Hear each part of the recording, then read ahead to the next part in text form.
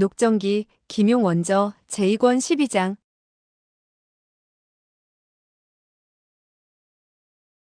12. 강친왕과 오삼계의 부하들.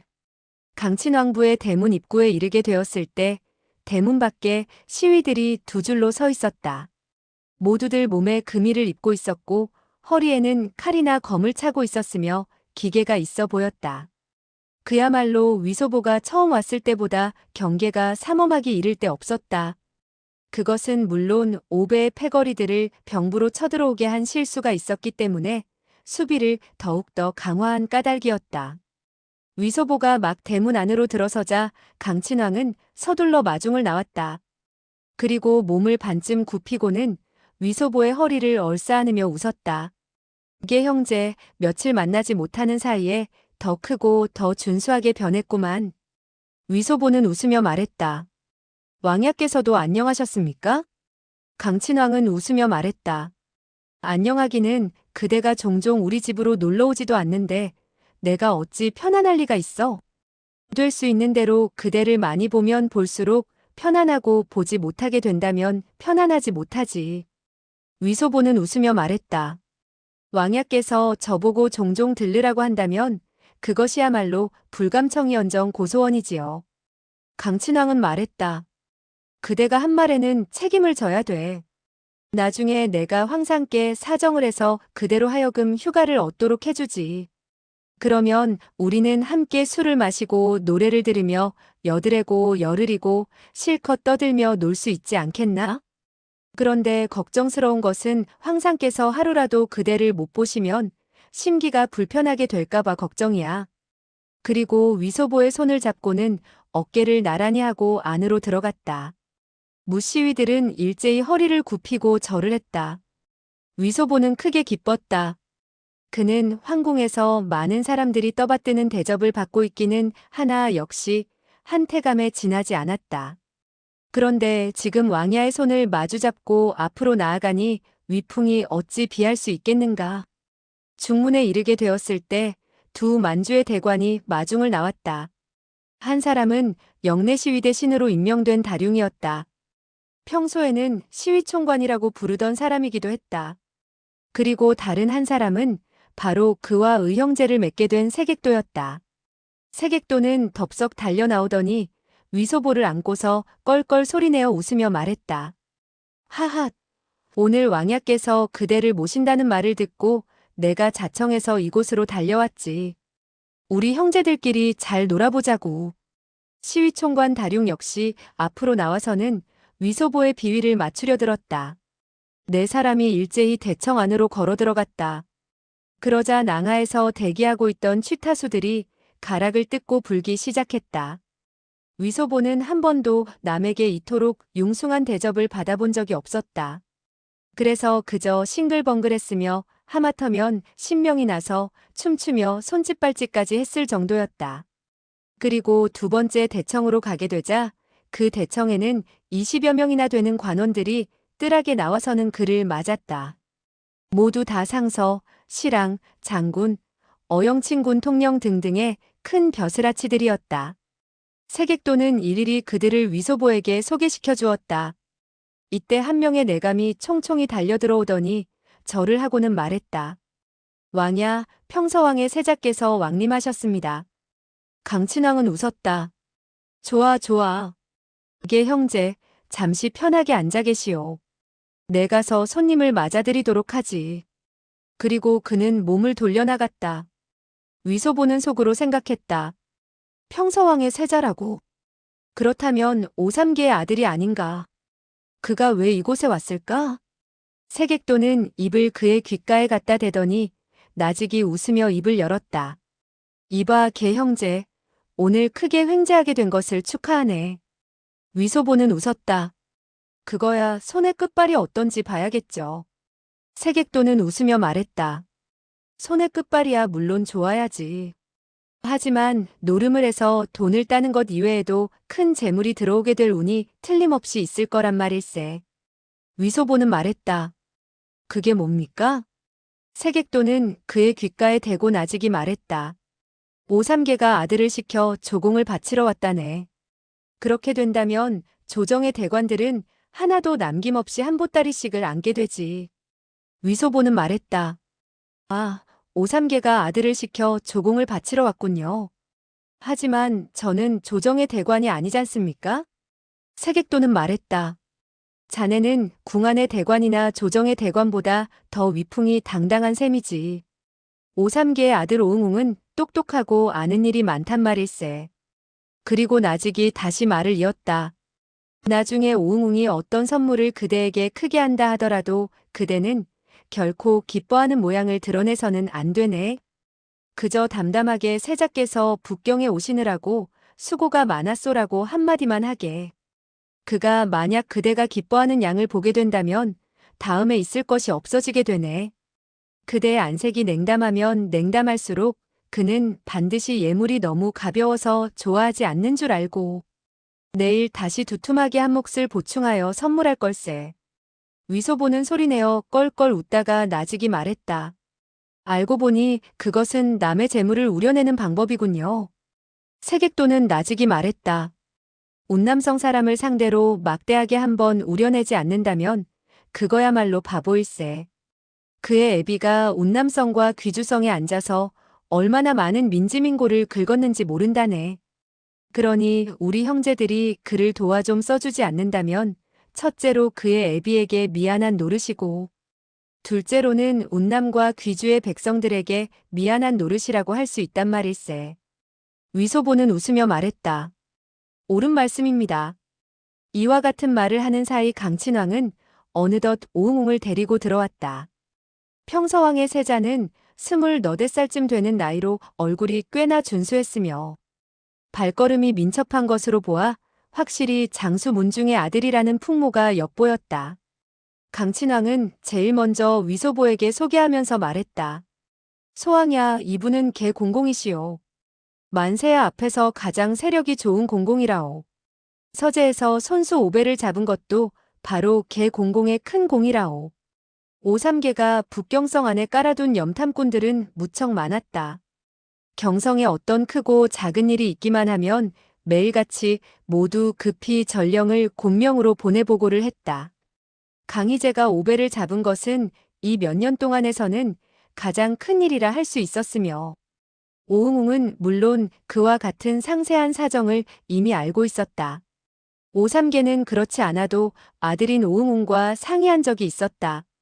즉 황제가 아무런 내색도 하지 않고 권신을 제거한 것을 보면 나이가 어리다고는 하지만 이미 연기발랄한 점을 드러낸 셈이라 이후에 신하들이 세월을 편안하게만 보낼 수 없으리란 이야기를 주고받은 적이 있었던 것이다. 때문에 오응웅이 이번에 부친의 명으로 북경성으로 달려와 천자를 배할하게 된 것이고 내친 김에 대신들에게 쓸 뇌물로 많은 재물을 가지고 온 것도 사실이었다. 그리고 가장 큰 임무로는 바로 강희의 성격과 위인됨을 살펴보자는 것이었고 또 한편으로는 강희 황제가 중용하고 있는 가깝고도 신복할 수 있는 대신들이 어떤 인물인지도 알아두고자 한 것이었다. 그런데 오늘 강친왕부의 잔치에 참석하러 오고 보니 뜻밖에도 강희에게 가장 총애를 받는다는 태감을 만나게 된 것이 아닌가. 그만 크게 기뻐서 그는 재빨리 두 손을 내밀어 위소보의 두 손을 잡고는 연신 흔들면서 말했다. 이게 공공, 저는 불초는 운남에 있을 때 공공의 대명을 들었습니다. 부왕께서는 모든 사람들에게 이야기를 하신 바 있지요. 그리고 황상께서 영명하시고 과단성 있는 분으로서 확실히 어질고 총명한 천자라고 칭송을 했답니다. 그리고 어진 천자가 계시니 공공과 같은 젊은 분마저 이와 같은 큰 공을 세울 수 있었으니 정말 흠모하는 마음 금할 수 없다고 말씀을 하셨습니다. 부왕께서는 불초에게 예물을 준비하시어 공공에게 경의를 표하도록 하라고 분부하셨답니다. 다만 대청나라의 규칙에 의하면 외부의 신하는 국내 관원과 내왕을 하지 못하도록 금하고 있기 때문에 불초는 그런 마음이 있었지만 감히 뵙자고 청을 드릴 수가 없었습니다. 오늘 강친왕야께서 이와 같이 좋은 기회를 베푸시니 그야말로 기쁨을 금할 수가 없습니다. 그는 언변이 매우 뛰어난 듯했다. 대뜸 듣기에 매우 그럴싸한 말을 단숨에 늘어놓았다. 위소보는 오삼계라는 커다란 인물마저 만리 밖에서 자기의 이름을 알고 있다는 사실에 그만 뼈도 흐물흐물해질 지경이었다. 그러나 다행히 그는 그와 같은 축혀 세워주는 말들을 많이 들어온 경험이 있는지라 어떻게 상대해야 한다는 것도 알고 있었다. 그리하여 그는 담담하게 말했다. 우리 같은 신하야 그저 황상의 성지를 받들어 일을 행하되 첫째로 고생을 고생이라 하지 않고 둘째로 죽음을 두려워하지 않는다 뿐이지 무슨 공로라 할 수 있겠소. 소왕야의 말씀은 너무나 과찬이외다. 그리고 속으로 생각했다. 세객도 형님은 귀신같이 알아맞히는구나. 이 작은 매국노는 아니나 다를까 보자마자 대뜸 예물을 먹이는구나. 오흥웅은 멀리서 온 손님이었고 또한 평서왕의 세자였다. 그리하여 강친왕은 그를 맨 윗자리에 모시게 되었고 위소보를 다음 자리에 앉히게 되었다. 연회석상에는 대관들이 무척 많았다. 상선이, 장군이니 모두 다 자귀가 있지 않으면 벼슬이 무척 높았다. 그렇기 때문에 위소보는 건방지긴 해도 그 다음 자리에 감히 앉을 엄두를 내지 못하고 연신사양했다. 강친왕은 웃으면서 말했다. 이게 형제, 그대는 황상을 바로 곁에서 모시는 분이 아니오. 모두들 그대를 깍듯이 모시는 것은 바로 황상에 대한 충성심을 사랑하고 높이 사는 것이니 그대는 더 이상 겸손해하지 마시구려. 그리고 그를 그 의자에 억지로 앉혔다. 세객도는 이 무렵 이미 국사관대학사라는 벼슬에 올라 있어서 관이로 말하면 무사람들의 위라 할 수 있었다. 그리하여 그는 바로 위소보의 곁에 앉았다. 그리고 나머지 문무대관들은 품급과 관직의 고하에 따라 차례로 앉게 되었다. 위소보는 갑자기 생각했다. 빌어먹을 옛날 여춘원에 손님이 들이닥쳐 술상을 들게 되면 어머님은 손님의 등 뒤에서 손에 잡히는 대로 떡이나 밀전과를 나에게 건네어주곤 했지. 그러나 후레자식들은 종종 나를 쫓았단 말이야. 그때는 달아나서 내가 언제든지 출세를 하게 된다면 역시 여춘원으로 찾아가서는 한 상의 술상을 차려놓고 주모나 심부름꾼 그리고 계집애들로 하여금 시중을 들도록 하겠다고 생각했었지. 오늘은 친왕, 왕자, 상서, 장군 등이 나를 이와 같이 우더른 모시듯 하지 않는가 말이다. 다만 애석한 것은 여춘원의 주모나 하인들이 나의 이와 같이 신나는 모습을 보지 못하는 것이구나. 무사람들은 앉아서 술을 마셨다. 그런데 오흥웅이 데리고 온 16명의 시종들은 바로 창문 곁에 서 있었으며 자리에 앉아 술을 권하는 무사람들의 행동 그리고 하인들이 돌아다니는 일거일동을 눈 한 번 깜빡이지 않고 주시하고 있는 것이었다. 위소보는 잠시 생각해 본 이후 그 이유를 알 수가 있었다. 그렇군. 저 사람들은 평서왕부의 무공 고수들이다. 따라와서 오흥웅을 보호하는 것은 혹시 자객이나 음식에 독을 탄 사람이 있을까봐 경계하는 것이다. 모광부의 사람들은 아마도 벌써 바깥에서 지키고 있을걸? 나중에 쌍방에서 신나게 한바탕 했으면 좋겠다. 그렇게 된다면 모광부의 사람들이 이기는 건지 아니면 오삼계의 부하들이 무서운지 알 수 있게 될 것이 아닌가. 그의 속은 남이 당하는 재난을 즐거워할 심보로만 가득 차 있었다. 그저 쌍방이 신나게 싸워서 양쪽 다 살상이 있기를 바라고 있었다. 이때 강친왕 역시 평서왕부의 시종들이 하는 양을 보게 되었다. 그러나 주인인 그로서는 뭐라고 말을 할 수 없었다. 그러나 시위총관인 다룡은 무공이 뛰어날 뿐만 아니라 성격이 솔직한 면이 있었다. 몇 잔의 술을 마시게 되자 그는 입을 열었다. 소왕야께서 데리고 온 저 10여 명의 시종들은 아마도 1000명이나 10,000명에서 한 사람을 뽑은 무공의 고수들이 틀림없겠지요? 오흥웅은 웃으며 말했다. 그들에게 무슨 무공이 있겠소. 그저 부왕의 왕부에 있는 친위병들이지요. 언제나 저를 따르고 제 성질을 잘 알기 때문에 문을 나오게 될 때는 그들을 부리기에 편리해서 데리고 나왔을 뿐입니다. 다룡은 웃으며 말했다. 소왕야께서는 너무나 겸손의 말씀을 하시는군요. 저것 보시오. 저 두 분의 태양열이 높다랗게 불쑥하니 솟아있는 것을 보니 내공이 이미 구성의 조예를 쌓은 것이 틀림없소. 그리고 저 두 분의 얼굴과 목의 근육이 울퉁불퉁한 것을 보면 일신의 진인 횡년재간이 대단할 것이요. 그리고 저 몇 분의 온 얼굴이 번지르르 하고 등 뒤로 크게 머리를 따은 사람들은 10중 8구 가짜 머리를 따은 것이 분명할 것이요. 소왕야가 만약 그들에게 모자를 벗어보라고 한다면 틀림없이 대머리일 것이요. 오응웅은 미소할 뿐 대답하지 않았다. 세객도는 웃으며 말했다. 나는 다총관의 무공이 고강한 줄만 알았지 관상을 보는 재간이 있는 줄은 정말 생각 밖이외다. 다룡은 웃으며 말했다. 색대인께서는 잘 모르시는 점이 있을 것입니다.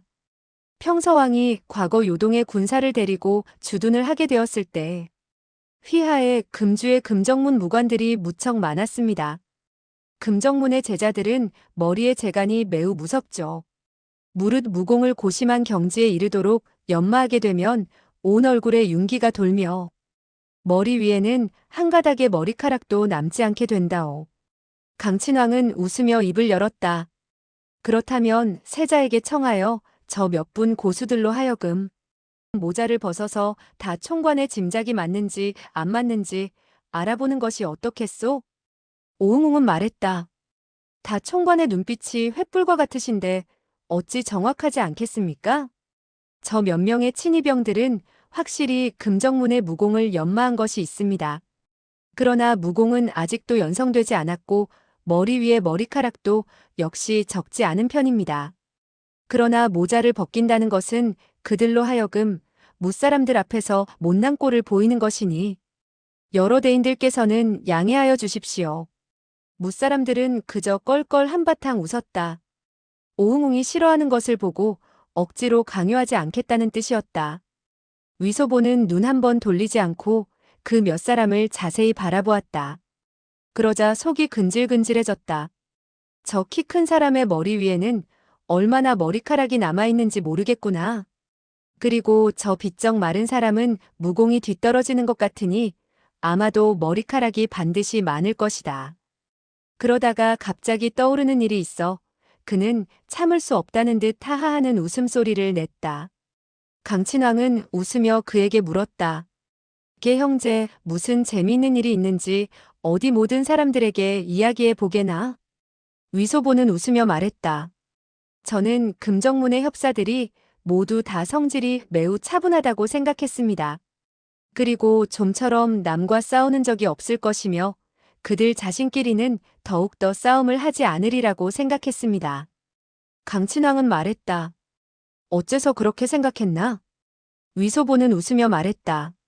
모두들 화가 나게 되면 눈을 부릅뜨고 각기 모자를 벗어서는 서로 상대방의 머리카락이 난 것을 헤아려 볼 것이고 그 누구의 머리카락이 적으면 그 사람의 무공이 고강할 테니 머리카락이 많은 사람이 졌음을 시인할 수밖에 없지 않겠습니까? 무사람들은 소리내어 껄껄 웃었다. 모두 다 위소보의 생각이 매우 재미있다고 말했다. 위소보는 다시 말을 이었다. 금정문의 고수들은 아마도 몸에 언제나 주산을 가지고 다닐 것입니다. 그렇지 않으면 머리카락을 헤아리게 될 때 불편할 테니까 말입니다. 무사람들은 다시 한바탕 소리내어 웃었다. 한 분의 상선은 한 모금의 술을 머금고 아직 마시지 않은 상태였다.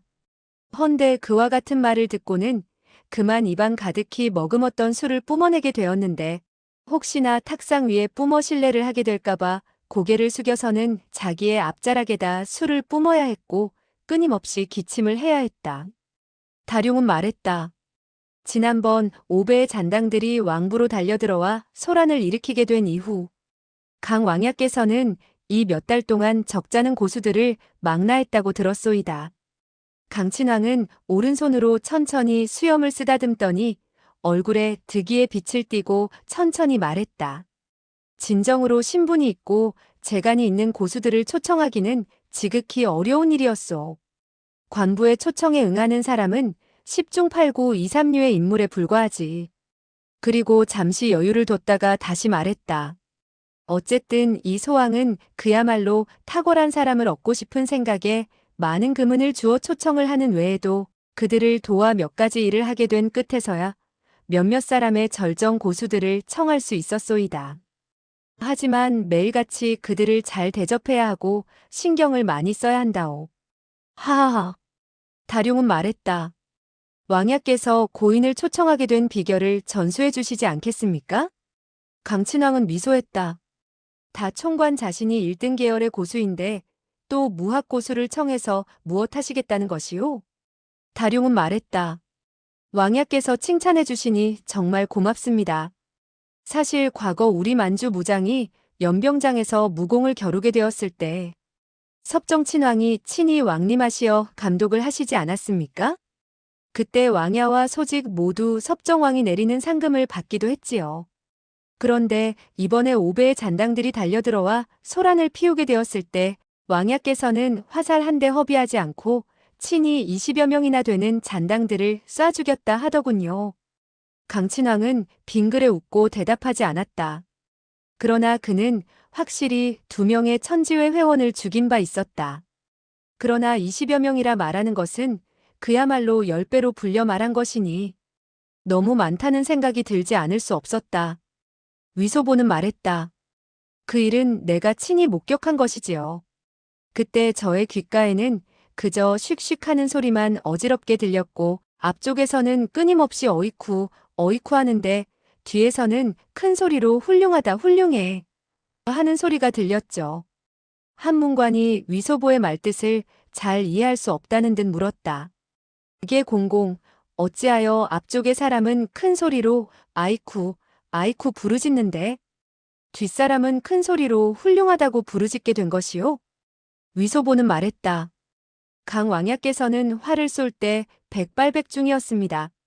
그리하여 앞에서 화살에 맞은 사람들은 큰 소리로 어이쿠하고 부르짖었고 뒤쪽은 우리 편 사람이니 물론 큰 소리로 훌륭한 솜씨라고 크게 칭찬을 하게 된 것이죠. 하지만 훌륭하다고 외친 사람은 어이쿠하고 부르짖은 사람보다 몇 배나 더 많았다는데 대인은 그 가운데의 까닭을 아시겠습니까? 그 문관은 수염을 쓰다듬으며 말했다.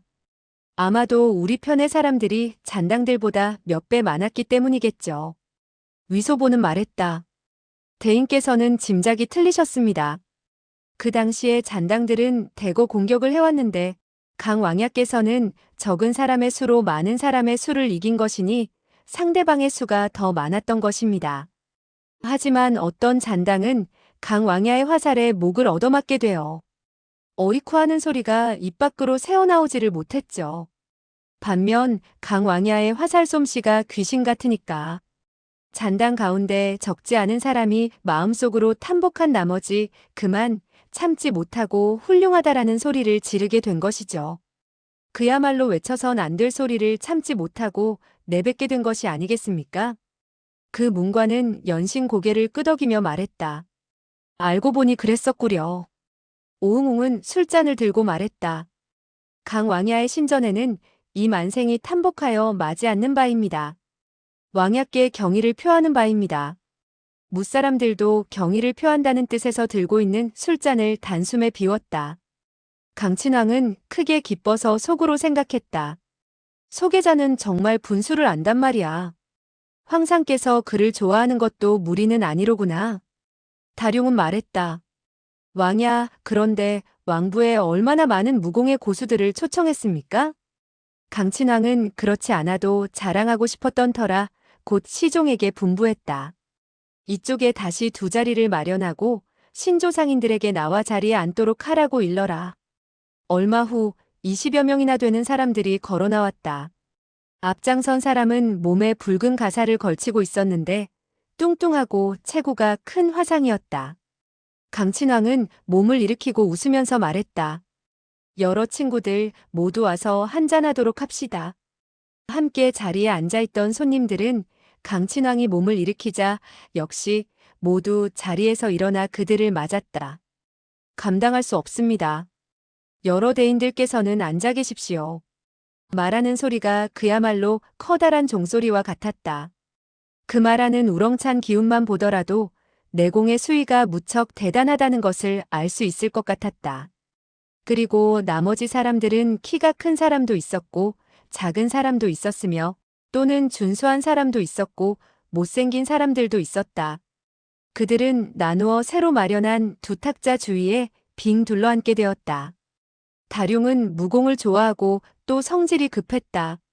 무사람들이 채 한숨배에 술을 돌리기도 전에 입을 열고 말했다. 왕야, 소직이 보기에 왕부의 무림 고수들은 하나같이 당당하고 위풍이 늠름한 것으로 보아 재간이 지극히 고강할 것 같습니다.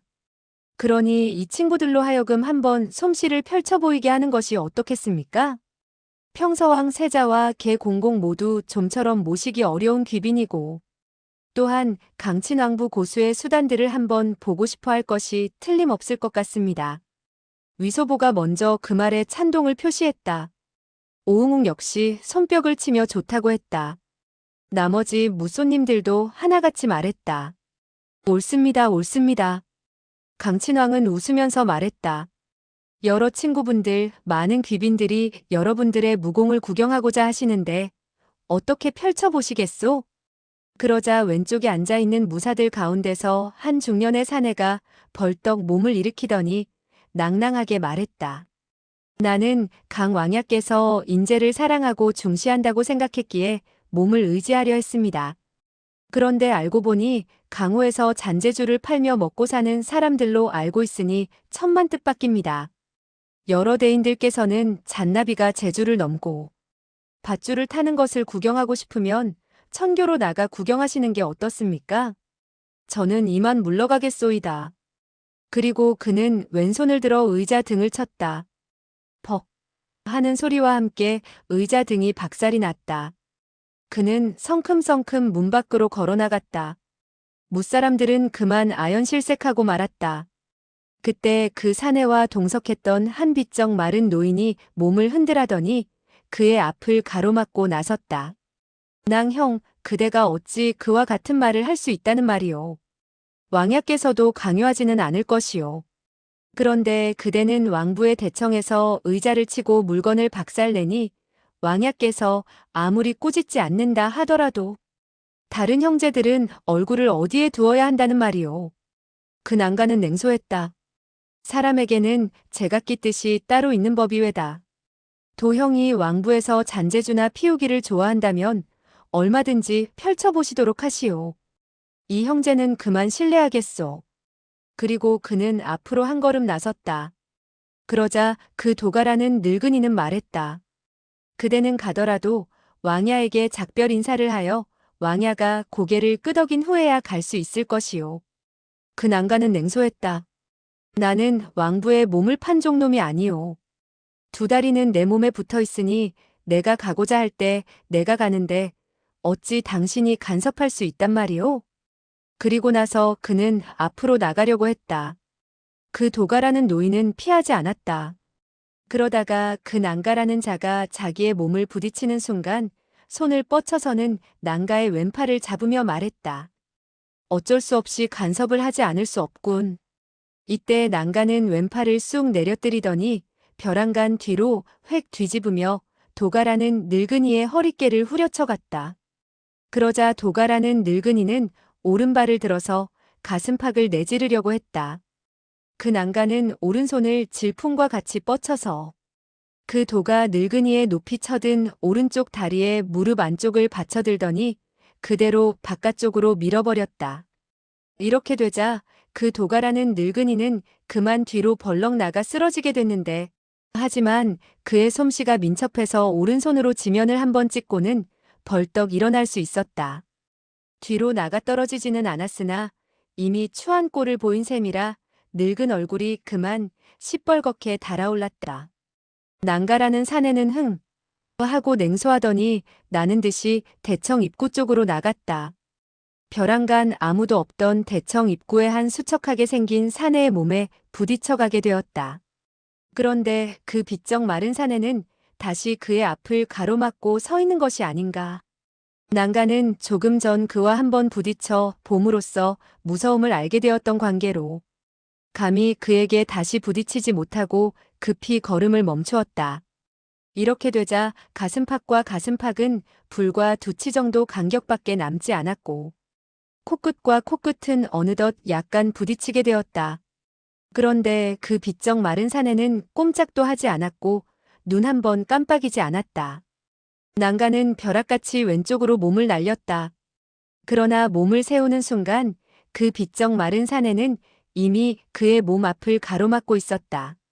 난가는 대노에서 한 주먹을 들어 그 비쩍 마른 사내의 앞면을 공격했다. 두 사람의 간격이 가깝고 그 한 대의 주먹 힘이 대단해서 그 비쩍 마른 사내는 몸을 옆으로 돌리거나 고개를 숙여야 했다. 그런데 그는 왼손을 자기의 얼굴 앞에다 세웠다. 찰나 퍽 하는 소리가 나면서 그 한 대의 주먹은 비쩍 마른 사내의 손바닥을 후려치게 되었다. 그런데 그 비쩍 마른 사내의 손바닥이 약간 휘청하니 구부러졌을 뿐인데 난가는 이미 몇 걸음을 물러서는 것이 아닌가. 대청의 무사람들은 일제히 갈채를 보냈다. 훌륭한 재간이군. 난가의 표정은 매우 겸연쩍어졌다. 가려고 해도 갈 수가 없고 앞으로 나가 손을 쓰자니.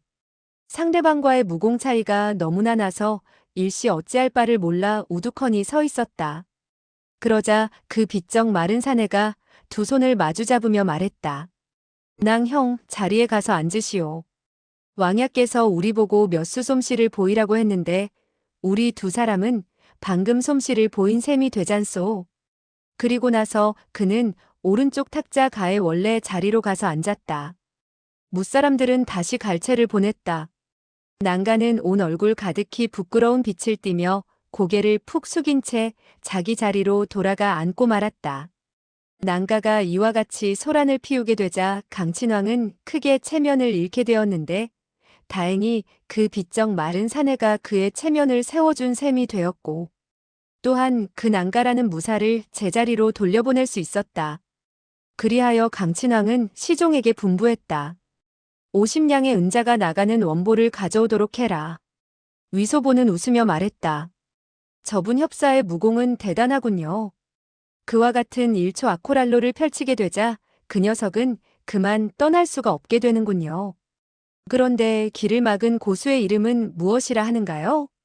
강친왕은 구렛나루 수염을 쓰다듬으며 생각해 보았으나 그 비쩍 마른 사내의 이름이 뭔지 그리고 언제 왕부에 왔는지조차 기억나지 않아 웃으면서 말했다. 소왕의 기억력이 좋지 않아 일시 생각이 나지 않는구려. 잠시 후 시종이 한 커다란 나무 쟁반을 들고 들어왔다. 그 쟁반 위에는 붉은 비단을 깔아놓았고 붉은 비단 위에는 20개나 되는 50냥의 대원보가 놓여 있었다. 은빛이 찬란한 것이 눈이 부셨는데 그 시종은 그 쟁반을 든 채 강친왕의 곁에 가섰다. 강친왕은 웃으며 말했다. 여러 무사들께서 무공을 펼치게 되면 마땅히 상금이 있어야 하지. 저분 친구는 이리 와서 하나의 원보를 가져가도록 하시구려. 그 비쩍 마른 사내가 앞으로 나와서 인사를 하고는 강친왕의 손에서 하나의 원보를 받아들었다. 친구 조남이 어떻게 되시며 대명은 어떻게 되시오? 그 비쩍 마른 사내는 말했다. 소인 재원계라고 합니다. 대인께서 물어주시니 고맙습니다. 위소보는 말했다. 그대의 무공이 매우 고강하군요. 재원계가 말했다. 대인께서는 웃지나 마십시오. 다룡은 말했다. 강왕야 왕부의 무사들이 정말 일신의 절기를 지니고 있군요. 우리는 평서왕 무사들의 재간이 어떤지도 구경을 하고 싶습니다. 소왕야, 그대가 한 사람을 선출하여 이분 제 무사와 한 수 겨루어 보도록 하는 것이 어떻겠소? 그는 오응웅이 생각에 잠겨 있을 뿐 허락하지 않자 다시 말했다. 그야 물론 손이 닿는 것으로 그치게 하여 서로의 감정을 상하지 않도록 하는 것이 외다. 그리고 누가 이기고 지든 간에 아무런 상관이 없소이다. 강친왕 역시 매우 떠들썩한 것을 좋아하는 사람이라 말했다. 다 총관의 그와 같은 생각이 무척 고명하구려. 쌍방의 무술가들이 연습 삼아 시합을 가지되 이긴 쪽에게는 2개의 대원보를 내리고 이기지 못한 쪽에도 하나의 원보를 내리겠소. 그리고 원보를 탁자 위에 놓도록 해라. 이렇게 되자 시종은 19개의 대원보가 놓여있는 쟁반을 연회석 자리 앞에 놓았다. 촛불에 비친 원보는 붉은 비단과 조화를 이루어 더욱더 찬란한 빛을 발했다. 강친왕은 웃으며 입을 열었다. 우리 쪽에서는 여전히 이 제원계 무사가 나가서 손을 쓰도록 하겠소.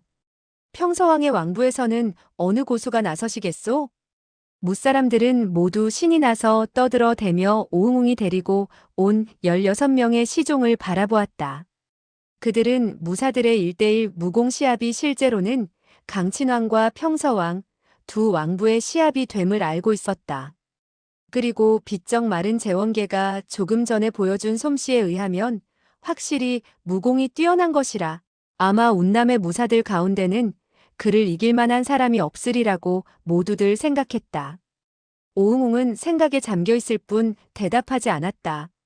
그가 데리고 온 16명 가운데 한 사람이 무사람들을 해치고 나서더니 강친왕에게 허리를 굽히고 말했다.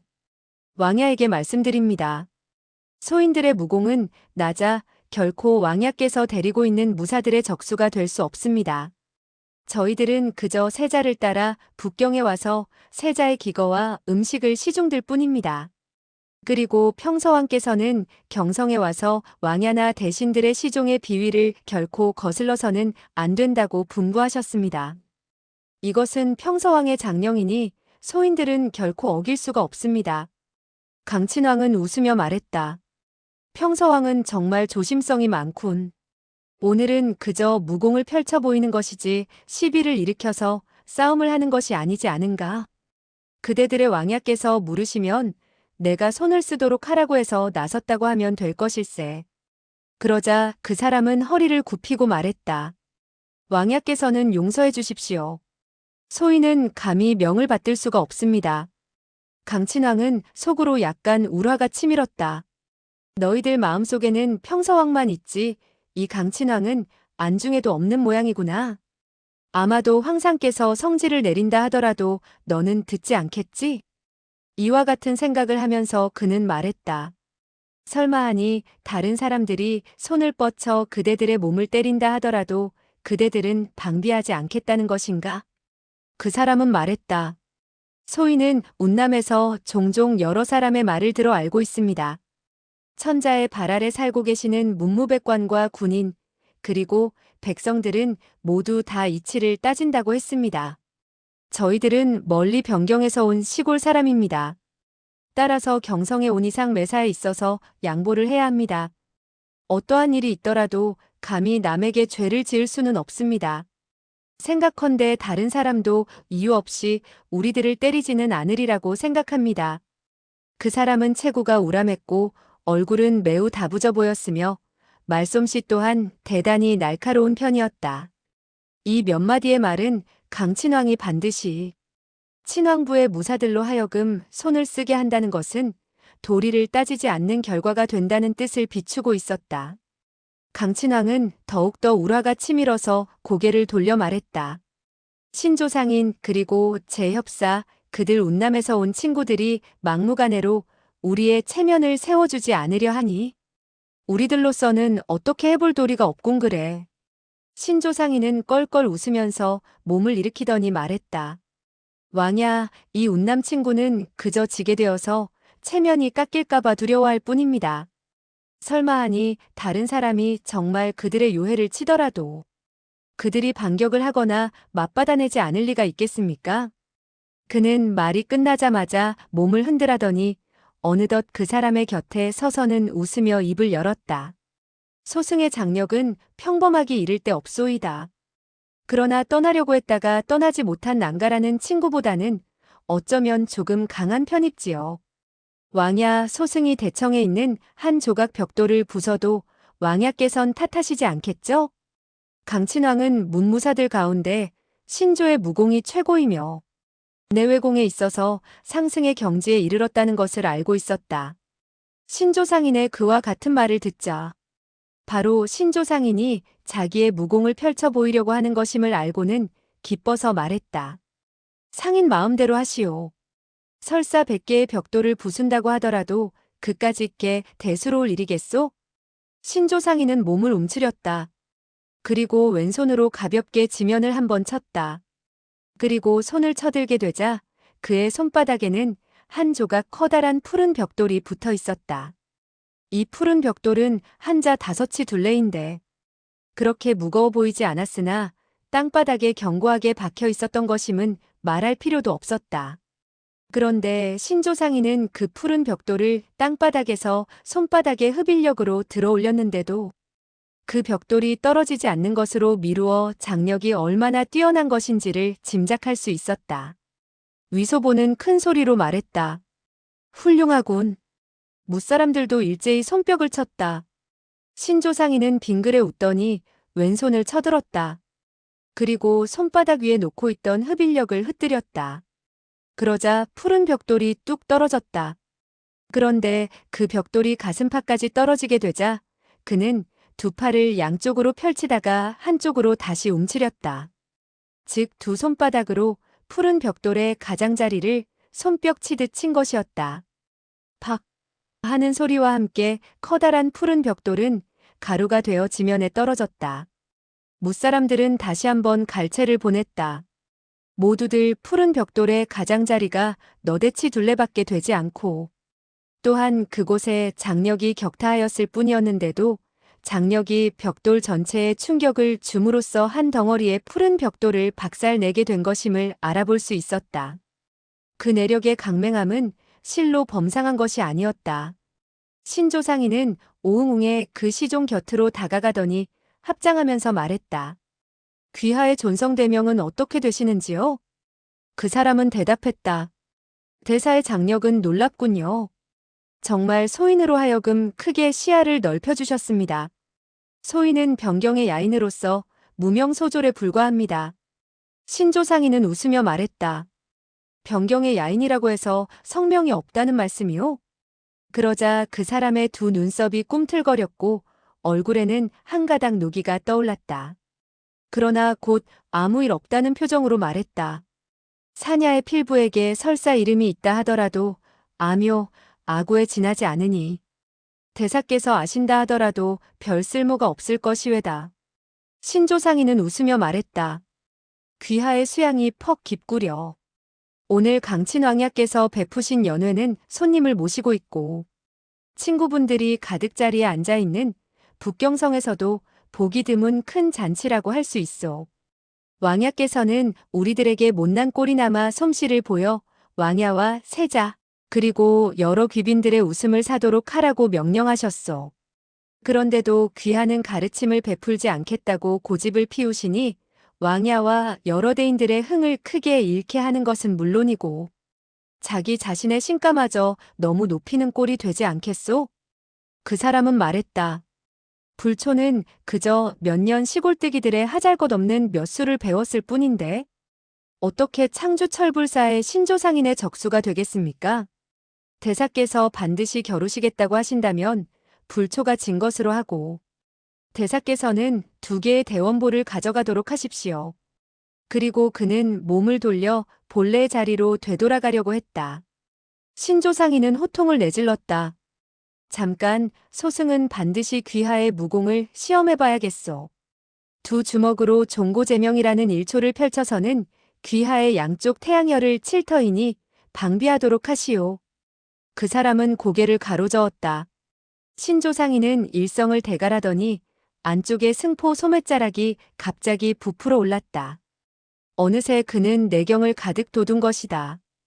그리고 2대접만큼 큰 주먹으로 그 사람의 양쪽 태양열을 때리려고 했다. 무사람들은 그가 손으로 푸른 벽돌을 박살내는 공력을 보았는지라 모두 다 참을 수 없다는 듯 하는 소리를 내질렀다. 모두들 그 사람이 피하기는 이미 늦었으니 손을 써서 맞받아내지 않는다면 그의 머리통이 그 푸른 벽돌과 같이 되어 박살나지 않겠느냐고 생각한 것이다. 그런데 그 사람은 전혀 꼼짝도 하지 않았다. 손도 들지 않았고 발도 들지 않았으며 머리를 흔들지 않았고 눈 한 번 깜빡이지도 않았다. 마치 흙으로 빚고 나무로 조각한 사람 같았다. 신조상인은 손을 쓰면서도 처음부터 그로 하여금 반격을 하도록 핍박하려는 것이었지. 결코 그의 목숨을 해치고자 하는 뜻은 없었다. 그리하여 두 주먹이 그의 태양열에 가까이 이르는데도 그가 멍청이 서 있는 것을 보고 속으로 놀라 생각했다.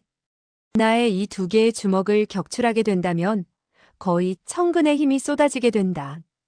평서왕의 세자는 강친왕의 귀빈인데 만약 경솔하게 평서왕 세자의 시종을 죽이게 된다면 결코 올바른 행동이라고 할 수 없을 것이다. 그리하여 그는 자기의 두 주먹이 상대방의 살갗에 닿을까 말까 했을 때 급히 위로 쳐올렸다. 휙 하는 소리가 나면서 상대방의 양쪽 태양혈 곁을 스칠 듯 지나치게 되었고 승포 자락은 그의 얼굴을 가볍게 스쳤다. 그런데도 그 사람은 빙그레 웃으며 말을 했다. 대사께서는 정말 훌륭한 권법을 지녔소이다. 대청의 무사람들은 그만 멍청해지고 말았다.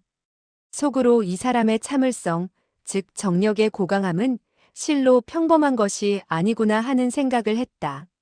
만약 신조상인의 그 두 대의 주먹이 중도에서 방향을 바꾸지 않고 그의 태양혈을 내려쳤다면 지금까지 어디 목숨이 붙어 있겠는가. 그야말로 그 사람은 자기 목숨을 어린애 장난하듯 다루고 있으니 어쩌면 실성한 사람이 아닌가 하는 생각마저 들 정도였다. 신조상인은 주먹에 실린 힘을 급히 돌리느라고 그 충격에 두 팔이 다 시큰거릴 지경이었다. 이렇게 되자 그는 그만 상대방을 한참 동안 노려보지 않을 수 없었다. 도대체 눈앞에 이 사람이 미친 사람인지 아니면 백치인지 이해가 가지 않았던 것이다. 그렇다고 만약 이대로 자기 자리로 돌아가게 된다면 체면이 서지 않는 일이라 입을 열었다. 귀하가 반드시 체면을 세워주지 않겠다면 소승으로서도 어쩔 수 없이 부득불 신뢰하지 않을 수 없구려. 다음 한 대의 주먹은 흑호투심으로써 귀하의 가슴을 치겠소. 종고제명과 흑호투심과 같은 초식은 원래 가장 조잡하고 천박한 권초라고 할 수 있었다. 몇 개월 무공을 배운 사람이면 모두 다 펼칠 줄 알았다. 그런데 신조상인은 주먹을 내지르기 전에 먼저 말을 해주니 그 본래의 뜻은 자기가 공력으로 상대방을 이기겠다는 뜻이기도 했다. 그리고 가장 조잡하고 천박한 무공을 펼친다는 것은 거기에 상대방을 업신여긴다는 뜻도 들어있는 셈이었다. 그런데 그 사람은 빙그레 웃을 뿐 대답하지 않았다. 신조상인은 울화가 치밀어 속으로 생각했다. 나의 이 한 대의 주먹으로 너에게 내상을 입힐 뿐. 이 자리에서 격사시키지 않고 사나흘 후에야 죽도록 만든다면 결코 평서왕의 체면을 깎이게 한 것은 아닐 것이다. 그리하여 그는 자세를 가다듬고는 호통을 크게 내질렀다. 그리고 오른쪽 주먹을 휙하니 뻗쳐내 팍 하는 소리와 함께 바로 그 사람에게 내질렀다. 그 사람은 몸을 흔들하더니 한 걸음 물러서고는 웃으며 말했다. 대사께서 이겼소이다. 내가 이미 한 걸음 물러섰소이다. 신조상인의 이 한 대의 주먹은 전력을 기울이지는 않았으나 실린 공력은 무척 날카롭다 할 수 있었다. 헌데 그 사람은 전혀 그것을 알아차리지 못하는 것 같았고 두 마디의 말도 아주 수월하게 내뱉는 것으로 보아 전혀 상처를 입지 않은 것이 분명했다. 문관들은 그 가운데의 이치를 이해할 수 없었으나 무공을 배운 사람들은 하나같이 그가 일부러 양보하고 있다는 것을 알 수 있었다. 위소보는 문무에 다 통하지 않는지라 그저 알듯 말듯 한 상태였다. 신조상인은 자기가 무림에서 퍽이나 명성을 지니고 있다고 자부하고 있는 사람이니 그런 식으로 자기가 이겼다는 것을 인정할 수 있겠는가. 그는 얼굴에 갑자기 한 겹이 은은한 검은 기운을 드러내며 말했다. 그렇다면 다시 나의 한 대의 주먹을 받아보시오. 그는 팍 하니 한 대의 주먹을 여전히 그의 가슴팍 쪽으로 내질렀다. 이번에 그는 필생의 공력을 돋구었다. 설사 그를 때려 입으로 피를 토하게 한다 하더라도 그것은 상대방이 고통을 자초하는 것이니 어쩔 수 없다고 생각한 것이다. 신조상인의 그 한 대 주먹이 그 사람의 앞섭자락에 닿게 되었을 때 그 사람은 갑자기 가슴을 움츠렸다. 그리고 몸을 뒤쪽으로 획 피하더니 반장이나 날아가는 것이 아닌가. 이는 마치 주먹의 힘에 충격을 받고 밀려나간 것처럼 보이나 기실은 그 기세를 빌려 그의 강력한 권경을 피해버린 것이었다.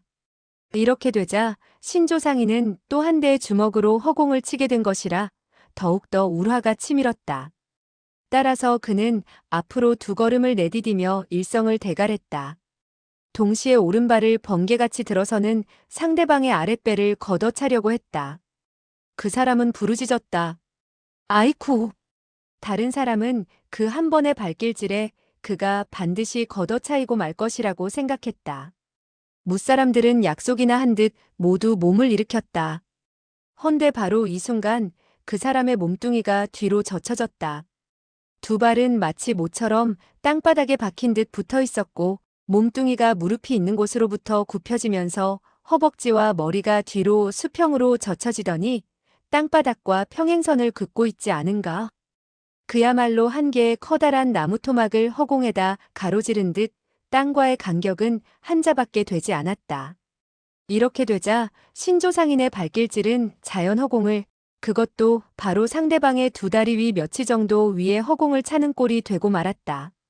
신조상인은 이렇게 되자 내친김이라 그냥 물러설 수 없다고 생각한 듯 잇따라 두 발 차기를 하면서 왼발로 오룡소지라는 일초를 펼쳐서 땅바닥을 쓸 듯 상대방의 발목뼈를 노리고 걷어차갔다. 그러나 그 사람의 자세는 변하지 않았다. 여전히 그 철판교의 자세로서 두 발로 땅을 찼다. 그리고 전신을 붕하니 위로 한 자 정도 끌어올렸다. 순간 신조상인의 왼발은 그의 발밑을 스칠 듯하며 지나가게 되었다. 그제서야 그 사람은 자세를 흐트러뜨리지 않고 아래로 내려섰으며 몸은 여전히 굽혀진 상태였다. 대청의 무사람들은 우레와 같은 갈채를 보냈다. 신조상인은 이렇게 되자 자기의 무공은 그와 상당한 차이가 있다는 것을 알게 되었다. 만약에 상대방이 반격을 하게 된다면 자기는 기필코 엉망진창으로 지게 되리라는 것을 짐작한 그는 부득이 합장하고 말하지 않을 수 없었다. 훌륭한 무공이요. 탐복했소이다. 탐복했소. 그 사람은 몸을 똑바로 세우더니 허리를 굽히고 절을 하며 말했다. 대사의 주먹과 발에 실린 공력이 지극히 매서워서 불초는 감히 맞받을 엄두가 나지 않아 피했을 뿐입니다. 강친왕은 말했다. 두 사람의 무공은 모두 지극히 고강하군. 세자 전하의 시종은 정말 너무나 겸손해서 전혀 반격하려고 하지 않으니 무공을 겨루기는 틀린 것 같구려. 아, 두 사람 다 이리 와서 두 개의 대원보를 가져가도록 하시오. 그 사람은 허리를 굽히고 말했다. 공이 없는데 어찌 녹을 받을 수 있겠습니까? 신조상인은 그가 원보를 가지러 가지 않자 그 자신도 앞으로 나가받기가 멋쩍었다. 강친왕은 고개를 돌리고 시종에게 말했다. 두 분에게 갖다 드려라. 그제서야 그 사람은 고맙다는 인사말을 하고 대원보를 받았으며 신조상인도 겸연쩍게 받아서 품속에 갈무리했다. 강친왕은 방금 이 일장의 승부는 정식으로 겨룬 것이 아니지만 기실은 자기 쪽에서 졌다는 것을 분명히 알고 있었다. 그런데도 두 개의 대원보를 신조상인에게 내린 것은 그의 수치심을 가려주자는 것이고 자기 쪽에서 졌다는 것을 은폐하여 승부가 나지 않은 걸로 하자는 속셈이었다. 따라서 그는 마음속으로 승복할 수 없었고 또 신나는 대결이 아니라서 재미가 없다고 생각했다. 저 키가 큰 자의 무공은 뛰어나나. 오응웅이 데리고 온 나머지 시종들은 반드시 저 키 큰 자를 따를 수 없을 것이다. 내 수하의 무사들에게는 각기 놀라운 절기가 있다. 단지 제원계만 하더라도 무공에 있어서 신조상인에 비해 높았으면 높았지 약하지는 않을 것이다. 그는 본래 신조를 상인이라고 불렀는데 방금 드러낸 무공을 보게 되니 자연 마음속으로 그에 대한 평가가 낮아지게 되었고 상인이 대뜸 화상으로 격화된 것이었다. 곧이어 강친왕은 낭낭한 음성으로 입을 열었다. 조금 전 무공의 겨룸은 이루어지지 않아 뭐라고 할까? 약간 아름다운 가운데도 부족한 점이 없지 않아 있다고 하겠소. 제 무사, 그대가 15분의 무사를 데리고 모두 무기를 든 채 평서왕의 시종 16명을 상대로 손을 써보도록 하시오. 소왕야, 그대는 시종들에게 무기를 뽑도록 분부하시오. 오응웅은 말했다. 왕야의 왕부의 손님이 되어 온 마당에 어찌 무기를 지닐 수 있겠습니까? 강친왕은 웃으며 말했다. 세자는 너무 겸손하시구려. 영종과 소왕은 모두 무장이외다. 한평생 칼과 창 그리고 검극 아래서 생활을 해왔으니만큼 그와 같이 우물쭈물하는 규칙 같은 것은 꺼리지 않소. 자, 모두들 18반 무기를 선택하도록 하게 하여라. 강친왕은 본래 장수였다. 관외에서 중원으로 싸우면서 들어온 사람이기도 했다. 따라서 왕부에는 모든 무기가 갖추어져 있었다. 한마디 호령을 내리자 무시종들은 대뜸 달려가 한 무더기에 무기를 안아들고 와 길고 짧은 것들을 모조리 평서왕의 16명 시종들 앞에 내려놓았다. 제원계는 14명의 무사들을 뽑아서는 신조상인에게 거느리도록 했다. 신조상인은 체면을 되찾기 위해서 몇 마디 겸손의 말을 하고 더 사양하지 않았다. 그리고 속으로 생각했다. 어쨌든 간에 몇 명의 남쪽 오랑캐들에게 상처를 입혀 화풀이를 해야겠다. 이제 그는 평서왕 세자가 손님이고 그의 체면을 세워줘야 된다는 등의 생각은 깡그리 잊어버리고 말았다. 이때 신조상인과 제원계 등의 무기도 수하들에 의해서 대청으로 옮겨져 오게 되었다. 신조상인의 두 손에는 두 자루의 청강궤도가 들려 있었다.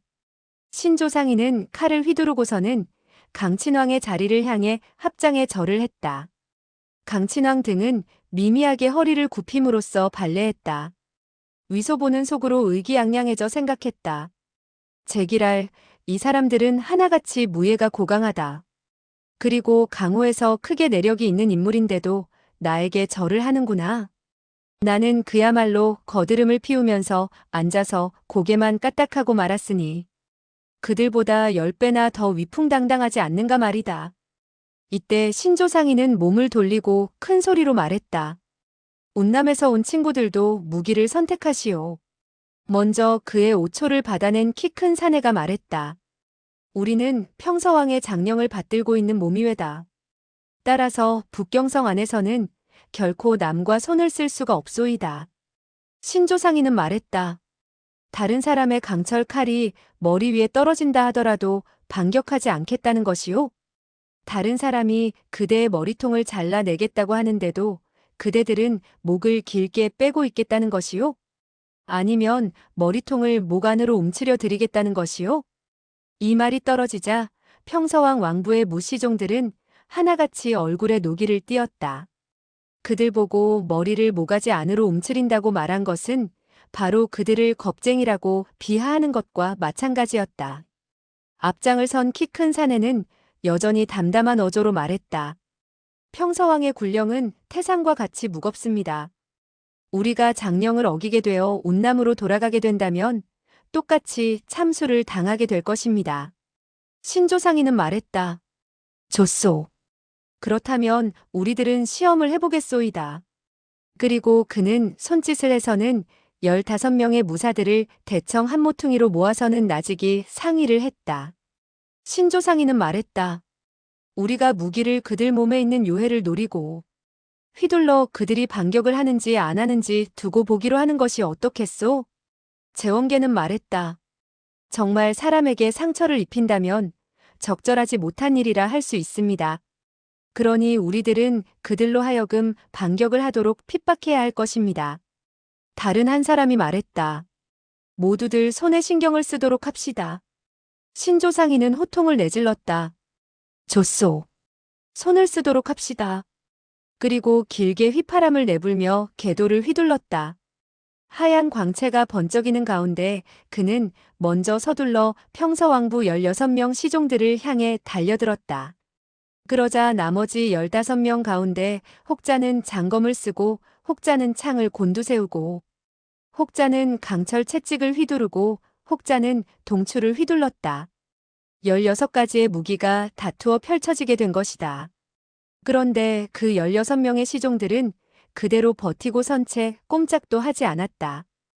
두 팔을 아래로 내려뜨리고 손바닥을 수평으로 허벅지 바깥 자리에 갖다 댄 채 시선은 앞쪽만 바라보고 있었다. 그리고는 강왕야 왕부의 16명 무사들이 공격해 오는 것을 전혀 못 본 척했다.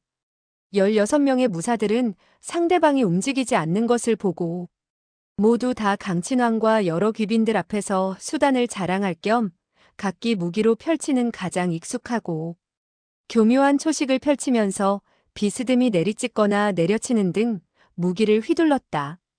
따라서 그들이 휘두른 무기는 촛불빛을 받고서 휙휙 하는 바람 소리와 함께 하나의 광막을 이루어 16명의 시종을 에워싸버리고 말았다. 문문관들은 끊임없이 말했다. 조심하시오. 조심해. 무공을 배운 사람들은 그 무기들이 펼치는 매 1초가 모조리 상대방의 급소를 향해 날아들고 종종 몇 촌의 차이로 빗나가는 것을 볼 수 있었다. 따라서 반푼의 힘이라도 더 주게 된다면 즉시 상대방의 목숨을 빼앗게 될 판이라 간담이 서늘해지고 말았다. 그런데도 16명의 시종들은 앞쪽만 바라보고 있었다. 생사를 도외시하고 있는 것 같았다. 만약 상대방에서 정말 손을 써서 공격한다면 목숨을 버릴 각오가 돼 있는 것 같았다. 신조상인 등의 무기는 점점 더 빠르게 휘둘러졌다. 간혹 무기가 서로 부딪히는 소리가 났고 불꽃이 사방으로 튀었다. 그리고 챙그랑하는 소리가 잇따라 일었다. 그렇게 되자 더욱더 위험해 보였다. 신조상인 등은 물론 평서왕의 부하들을 살상하겠다는 뜻은 없었다. 그러나 칼과 검, 채찍과 망치들이 서로 부딪히게 되고 그 무기들에 실린 힘이 엄청난 데다가 상대방과의 간격이 그토록 가까움에 따라 되튕겨나가는 무기들이 오히려 사람을 어쩔 수 없이 상하게 한다는 것도 알고 있었다. 아니나 다를까? 챙 하는 소리와 함께 한 자루의 철간이 다른 한 사람의 동추와 부딪혀서는 튕겨나가 한 명의 평서왕 시종의 어깨죽지를 격중하게 되었다. 곧이어 누군가가 휘두른 칼이 비스듬히 떨어지면서 다른 시종의 오른쪽 얼굴 옆으로 몇치 정도의 간격을 두고 떨어지게 되었는데 마침 옆에서 장검이 내리쳐 옴에 따라 칼과 검이 맞부딪히게 되었다. 그렇게 되자 강철 칼이 그만 방향이 틀어져서는 그 시종의 얼굴을 내려찍게 됐고 즉시 선혈이 흘러내리게 되었다. 그러나 두 명의 시종은 상처를 상당히 깊게 입었는데도 여전히 신음소리 한마디 내뱉는 일 없이 꼿꼿이 선 채 움직이지를 않았다. 강친왕은 더 놔뒀다가는 상처 입는 사람이 더 많아지게 되고 또 무공의 시합이 이루어지지 않자 어느 정도 흥이 가시는 것을 느끼고 크게 부르짖었다. 훌륭한 무공이군. 훌륭한 무공이야. 모두들 손을 거두도록 하시오. 신조상인은 한 소리 크게 부르짖더니 두 자루의 궤도를 옆으로 휘둘러 어떤 시종의 모자를 쳐서 떨어뜨렸다. 나머지 사람들도 따라서 그 신용을 내어 칼과 창, 검과 극을 다투어 휘둘러서는 무시종들의 모자를 쳐서 떨어뜨렸다. 그리고 16명은 껄껄껄 소리내어 웃으며 무기를 거두고는 뒤로 몸을 날려 물러섰다. 위소보는 그 시종들 가운데 아니나 다를까 7명이 대머리이고 머리가 반질반질 빛이 나는 것을 보고 그만 손뼉을 치며 큰 소리로 웃었다. 다 총관, 그대의 보는 눈이 정말 정확하군요. 아니나 다를까? 한때에 돼. 그러나 그 한마디 말이 끝나기도 전에 위소보는 평서왕부의 16명 시종들이 여전히 꼼짝 않고 서 있었으나 얼굴에 떠오른 분노는 그야말로 눈에서 금방이라도 불똥을 튕겨낼 것 같은 광경을 엿보게 되었다. 위소보는 어릴 적부터 시정에서 굴러먹었기 때문에 자연히 건달들의 세계를 어느 정도 깊이 통달하고 있는 상태였다. 따라서 그는 신조상인 등 한때의 사람들이 한 짓이 너무나 곱지 못할 뿐 아니라 또 상대방의 체면을 전혀 반푼어치도 세워주지 않은 것임을 느꼈다. 시정의 건달들이나 무례한들은 도둑질이나 강도질 또는 사람을 유괴하거나 속임수를 쓰는 등 염치 없는 일은 모조리 해치우지만 남과 다툼에 있어서는 언제나 상대방에게 3푼 정도는 여유를 줬으며 대강남북을 통틀어 곳곳에서 그만한 도의쯤은 지키고 있는 형편이었다. 그리고 기녀원에서 어느 기녀에게 반한 손님이 가지고 온 수만 냥이나 되는 은자를 그 기녀에게 써버리게 되었을 때는 주모는 그래도 그 손님에게 수십 냥이나마 되는 은자를 노자로 주어서 타양에서 떠돌이로 변하는 것을 막았다. 사실 그와 같이 수만 냥이나 되는 은자를 잃고 타양에서 떠돌이가 되어 무일푼이 된다면 어떤 사람은 자기의 몸을 돌보지 않고 목매달거나 몸을 강물에 던지는 수가 있기 때문이고 어떤 경우는 그 집에 행패를 부릴 수도 있기 때문에 그러한 점을 피하자는 것이었다. 사실 이러한 점은 건달이나 무례한들의 양심이 정말 좋아서 그런 것이 아니라 일이 너무 확대되면 후환이 두렵기 때문에 미리 손을 쓰는 것이기도 했다. 이러한 점에 있어서는 오늘날도 마찬가지라 할 수 있다. 위소보는 또 남과 노름을 하게 되어 속임수를 써서 상대방의 은전을 따게 될 경우에는 만약 100냥 정도를 따게 되었다면 마지막에는 상대방으로 하여금 1, 2전 정도는 따가도록 만들었고 만약 한 100문 정도 이겼다면 끝내 그에게 미천일이 신문은 되찾도록 해주었다. 그렇게 함으로써 첫째는 다음에 또 함께 노름을 할 수 있고 둘째는 상대방으로 하여금 의심을 않도록 하고 또한 그의 수치가 분노로 변하여 주먹질을 하며 싸우자고 덤비는 것을 막자는 생각이었다. 따라서 이때 그는 평서왕의 무시종들의 표정을 보고 속으로 매우 안 됐다는 생각이 들었다. 그리하여 그는 즉시 자리에서 일어나 무사람들 앞으로 다가가서는 몸을 굽히며 그 키가 커다란 사내의 모자를 집어들고 말했다. 노형은 정말 대단하시오. 그리고 떨어져 있는 모자를 두 손으로 들어서 그의 머리 위에 얹어주었다. 그러자 그 사람은 허리를 굽히고 말했다. 정말 감사합니다. 위소보는 곧이어 15개의 모자를 일일이 주워들고는 웃으며 입을 열었다. 그들이 이와 같이 한다는 것은 친구에게 죄를 짓는 것이 아니겠소. 그러나 그는 어느 모자가 어느 누구의 것인지 알 수가 없었다. 그리하여 손에 들고서 각자가 찾아가서 쓰도록 했다. 이때 시종들은 위소보가 바로 자기네들 세자의 곁에 앉아 있었던 것을 보았기 때문에 강친왕이 초청한 사람들 중에서도 큰 귀빈 가운데 한 사람임을 알 수 있었다. 따라서 위소보의 나이가 어리지만 자리에 앉아 있는 모든 사람들이 위소보에 대해서 모두 공경하는 빛을 보였고 또 먼저 번에 오배를 잡아 죽인 개 공공이라는 말을 들은 적이 있었던 관계로 그러한 위소보가 자기네들의 모자를 씌워주자 황망이 절을 하며 잇따라 말했다. 감당할 수 없소이다. 그저 황공할 따름입니다. 위소보는 평서왕부의 사람에 대해서 본래 호감이 없었다. 그리고 원래 오삼개의 부하들이 크게 운수 사나운 꼴을 보았으면 하는 기대가 없잖아 있었다. 그러나 신조상인 등이 한 번도 아니고 두 번, 세 번 상대방을 핍박하는데도 그 사람들이 시종 참고 있는 것을 보고 그의 강한 사람을 무찌르고 약한 사람을 도와주겠다는 의리가 격발하게 되었던 것이다. 그리고 그들이 고마워하는 표정이 매우 진지한 것을 보고 속으로 더욱더 기뻐했다. 따라서 그는 고개를 돌리고 강친왕에게 말했다. 왕야, 몇 냥의 은자를 좀 빌려주십시오. 강친왕은 웃으면서 말했다. 이게 형제 쓸 데가 있다면 얼마든지 가져가시오. 5만 냥이면 되겠소이까? 위소보는 웃으며 말했다. 그렇게 많이 어디에 필요가 있겠습니까? 그리고 그는 왕부의 한 시종에게 말했다. 빨리 가서 16개의 좋은 모자를 사오도록 하시오. 빠르면 빠를수록 좋소. 그 시종은 음만하고 달려갔다. 오응웅은 공수의 예를 하고 말했다. 이게 공공께서 그토록 저희 시종들을 보살펴 주시니 불초로서는 정말 고맙기 이를 데 없습니다.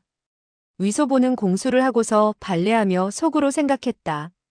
뭐가 보살펴주기는 보살펴줘? 그대의 얼굴을 봐서 그런 줄 알아? 다른 사람의 얼굴이라면 몰라도 너의 이 조그만 매국노를 위해서 그런 짓은 하지 않는다. 강친왕은 신조상인 등이 평서왕부의 무시종들의 모자를 쳐서 떨어뜨린 것을 보고 속으로 역시 너무 지나치다고 생각했다. 그리고 오응웅의 기분을 상하게 할까봐 걱정이 되었으나 그렇다고 사과의 말을 한다는 것도 적절하지 못하다고 생각했다.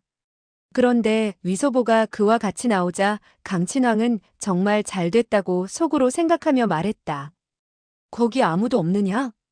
오세자의 수하들에게 각기 50냥의 은자를 내리도록 해라. 그리고 그는 다시 생각했다.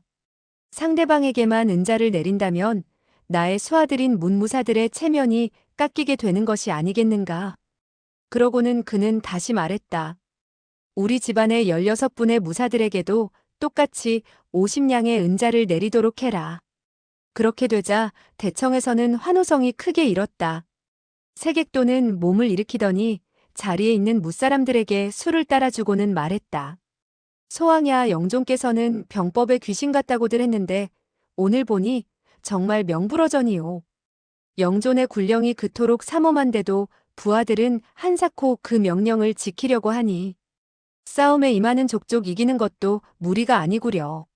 자자 모두들 멀리 계신 평서왕에게 경의를 표하는 뜻에서 한 잔 쭉 드십시다. 오응웅은 급히 몸을 일으키고는 술잔을 들었다. 만생은 가친을 삼가 대신해서 술을 마시겠습니다.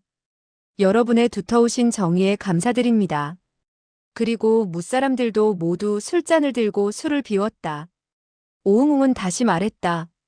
저희 가친께서 남쪽 지방을 지키며 변방을 다스리게 된 것은 그야말로 성상의 홍복이시고 조정의 황궁 대신들께서 적절한 조처를 하시고 지도가 뛰어나신 덕택이지요.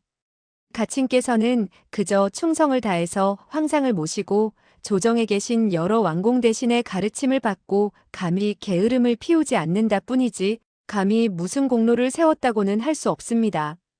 그리고 수리수 순배 돌게 되었다. 왕부의 시종들은 이미 16개의 모자를 사서는 두 손으로 받쳐들고 위소보 앞으로 갖다 주었다. 위소보는 강친왕에게 웃으며 말했다. 왕야, 왕부의 고수들이 실수하여 상대방의 모자를 쳐서 떨어뜨리게 되었으니 왕야께서 새 모자로 배상해 주는 것은 마땅한 일이라고 생각합니다. 강친왕은 웃으며 말했다. 물론이요. 물론이요. 역시 개 형제의 생각이 치밀하시군. 그리고 시종들에게 분부하여 오응웅의 시종들에게 갖다 주도록 했다. 무시종들은 새 모자를 받고는 허리를 굽히며 말했다. 왕야에게 감사드립니다. 그리고 개 공공에게도 감사드립니다. 그리고 모자를 접어서는 품속에 갈무리했다. 그리고 머리 위에는 여전히 헌 모자를 쓰고 있었다. 강친왕과 세객도는 서로 한번 쳐다보았다. 그리고 그 사람들이 새 모자를 바꾸어 쓰지 않는 것은 바로 오응웅의 뜻을 존중하는 것임을 알아차렸다. 다시 한동안 술을 마시게 되었다. 왕부에서 청해온 군놀이가 시작되었다. 강친왕은 오응웅에게 듣고 보고 싶은 창극을 지정하라고 일렀다. 오응웅은 즉시 만상홀이라는 극을 지정했다. 이것은 곽자이가 환갑잔치를 열게 되었을 때 7명의 아들과 8명의 사위들이 축하한다는 재미있는 극이기도 했다. 강친왕은 그가 지적하자 장극단들이 준비해온 극의 이름을 적은 패드를 위소보에게 내밀며 말했다. 개 형제도 하나 지적하구려. 위소보는 그 패에 적힌 글자를 알아볼 수가 없어서 웃으며 말했다. 저는 잘 모르겠군요. 왕야께서 대신 지적해 주십시오. 막 서로 치고받는 극이 좋겠습니다. 강친왕은 웃으며 말했다. 소형제는 무술을 섞어 펼치는 극을 좋아하는군. 그렇다면 우리는 소년 영웅이 어른을 쳐서 이기는 극을 보도록 합시다. 이것이야말로 소형제가 오배를 잡는 것과 비슷한 극이 될 것이요. 그렇군. 우리는 백수탄을 지적하도록 합시다. 소영웅인 11랑이 청면호를 낙화유수처럼 무찌르는 그 기회다. 곧이어 만상홀과 백수탄이 펼쳐지게 되었다. 그리고 세 번째의 극은 유언경몽이었다. 2명의 연극인이 나서서 하고 끊임없이 노래를 하는데 위소보는 들어도 무슨 말인지 알아들을 수가 없었다. 따라서 약간 귀찮아져서 자리에서 내려섰다. 그리고 보니 대청 한쪽으로 몇 장의 탁자가 놓여 있고 그 옆에는 이미 노름판을 벌이고 있는 사람들이 있었다. 어떤 사람은 패고로 노름을 하고 있었고 어떤 사람들은 주사위를 던지고 있었다. 그런데 주사위를 던지는 탁자의 전주는 한 명의 군관이었다. 바로 강친왕의 부하인데 그의 앞에는 이미 한 무더기의 은자가 놓여 있었다. 그러다가 그 군관은 위소보가 가까이 다가오는 것을 보고 웃으며 말을 하였다. 께 공공께서도 몇 번 놀아보시겠습니까?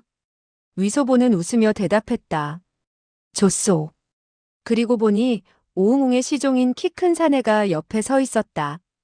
그는 마음속으로 이 사람에 대해 퍽이나 호감을 느끼고 있던 터라 그에게 손짓을 했다. 그 사람은 앞으로 한 걸음 다가서며 말했다. 께 공공, 무슨 분부가 계시옵니까? 위소보는 웃으며 말했다. 노름판에서는 부자를 가리지 않는 법이니 그대는 겸손해할 것 없소. 노형의 조남은 어떻게 되시오? 조금 전 신조상인이 그에게 물었을 때 그는 대답하려고 하지 않았었다. 그러나 위소보는 무손님들 앞에서 자기들의 체면을 세워주었고 또 매우 예의를 차려서 묻는지라 대답했다. 소인은 양씨이고 이름은 익지라고 한답니다. 위소보는 익지라는 두 글자가 무슨 뜻인지 알 수 없었다. 그저 사탕발림의 말을 했다. 좋은 이름이구려. 좋은 이름이야. 양씨 집안에는 영웅들이 가장 많지요. 양노령공, 양육랑, 양종보, 양문광, 양가장 모두가 영웅호걸들 아니오. 양형, 우리 형제가 한편이 되어서 한판 붙어봅시다. 양익진은 그가 자기네들 양씨 집안 선조들을 칭찬하자 속으로 무척 기뻐 미소를 띄었다. 소인은 별로 노름을 할 줄 모른답니다. 위소보는 말했다. 뭐가 두렵소. 내가 그대에게 가르쳐드리지. 그대의 대원보를 꺼내놓도록 하시오. 양익진은 강친왕이 내린 그 두 개의 원보를 꺼냈다. 위소보는 품속에서 한 장의 음표를 꺼내서는 탁자 위에 내려놓고 웃으며 말했다. 나와 이양형이 합작을 하는 것이오. 100냥을 걸겠소. 전주는 웃으며 말했다. 좋습니다. 많으면 많을수록 좋습니다. 그들이 판을 벌이고 있는 주사위 노름은 두 알의 주사위만 사용하고 있었다. 그러니까 한 번에 던져서 이기고 지는 것을 대뜸 판가름 내자는 것이었다. 전주가 주사위를 던져서 화폐를 만들었다. 그러나 위소보가 던진 결과 7점밖에 나오지 않아 100냥을 잃고 말았다. 위소보는 말했다. 다시 100냥을 걸지. 그런데 이번에는 이기게 되었다. 이렇게 17번을 던졌으나 돈이 왔다 갔다 할 뿐 이기고 지는 것이 없었다. 위소보는 초조해졌다. 내가 수백 냥의 은자를 잃는 것은 상관이 없지만 이 양가까지 두 개의 원보를 잃게 한다면 그야말로 미안한 노릇이다. 그리고 그는 주사위를 잡고서 한 번 던졌는데 나온 숫자는 6점이었다. 이미 10중 8구 졌다고 할 수 있었다. 그런데 전주가 던지자 5점이 나오는 것이 아닌가. 위소보는 껄껄 소리내어 웃었다.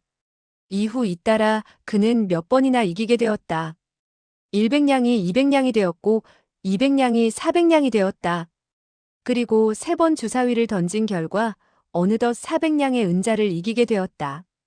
전주가 된 그 군관은 웃으며 말하였다. 이게 공공의 끝발이 대단하군요. 위소보는 웃으며 말했다. 그대는 나의 끝발이 좋다는 것이요? 그렇다면 우리 다시 한두 번 던집시다. 그리고 그는 400냥의 은자를 앞쪽으로 밀고서 주사위를 던졌는데 나타난 것은 사륙이었다. 그런데 전주가 다시 던진 것은 장삼이 아닌가. 다시 전주가 진 것이다. 위소보는 고개를 돌리고 물었다. 양형, 우리 다시 거는 것이 어떻겠소? 양익진은 말했다. 께 공공께서 알아서 하십시오. 위소보의 앞에는 원래 400냥 은자에 다시 상대방이 진 400냥을 더하게 되었으니 모두 800냥의 은자가 쌓이게 되었다. 위소보는 다시 그 800냥의 은자를 앞으로 밀며 웃었다. 아예 시원하게 노름을 한번 해보지. 그리고 호통을 내질렀다. 모조리 걸었소. 그리고 주사위를 던졌다. 주사위는 대구르르 구르더니 잠시 후에 한 알의 주사위는 여전히 뒤룩뒤룩 뒹굴고 있었다. 위소보는 손에 몰래 힘을 주었다. 그 한 알의 주사위마저 6점을 드러내게 된다면 그야말로 한 장의 천패를 이루게 되는 판이었다. 그러나 주사위는 자기가 가지고 온 것이 아니었다. 그리고 그가 주사위를 던지는 재간은 역시 노화순청의 경지에 도달한 것도 아니었다. 마침내 그 한 알의 주사위마저 멈추게 되었을 때 드러난 점수는 2점이었다. 합쳐 8점이니 질 가능성이 많았으면 많았지 이길 가능성은 적었다. 위소보는 욕을 했다.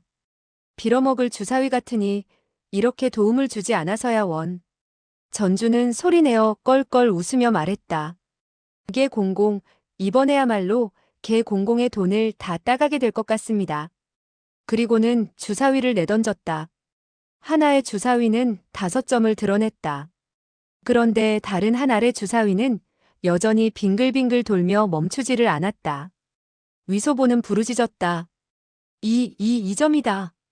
이 하나의 주사위가 만약 1점이라면 그것은 요가 되고 석점이 나오게 된다면 8점이 되는 것이니 8이 8을 먹게 되어 전주가 이기게 되는 것이다. 그리고 넉점이 나오게 된다면 9점이 되고 5점이 나오게 된다면 매화를 이루게 되고 6점이 나오게 된다면 우두가 되는 것으로서 모두가 위소보의 8점보다 큰 것이었다. 다만 2점이 나와야지만 전주 쪽에서 지게 되는 것이었다. 위소보가 끊임없이 고함을 내지르자 정말 공교롭게도 주사위는 몇 번 구르더니 대접 안에서 정지하게 되었는데 아니나 다를까 2점이 나오는 것이 아닌가. 위소보는 크게 기뻐서 웃었다. 장군, 그대의 오늘 끝발이 별로 좋지 않은가 보구려. 그 군관은 웃으며 말했다. 정말 재수의 옴이 붙었소이다. 이게 공공께서는 한창 운이 좋으실 때라 무슨 일이든 마음대로 되는군요. 이게 공공을 이기지 못하는 것은 당연한 노릇이 아니겠습니까? 그리고 그는 석장에 200냥 되는 음표와 다시 2개의 100냥 나가는 원보를 건네주었다. 위소보는 손에 땀을 쥐며 웃었다. 정말 실례했소, 실례했소. 그리고 양익지에게 말했다. 양형, 우리 끝발이 별로 대단치 않으니 이 정도로 하고 그만둡시다. 그리고 800냥의 은자를 모두 그의 손안에 쥐어주었다.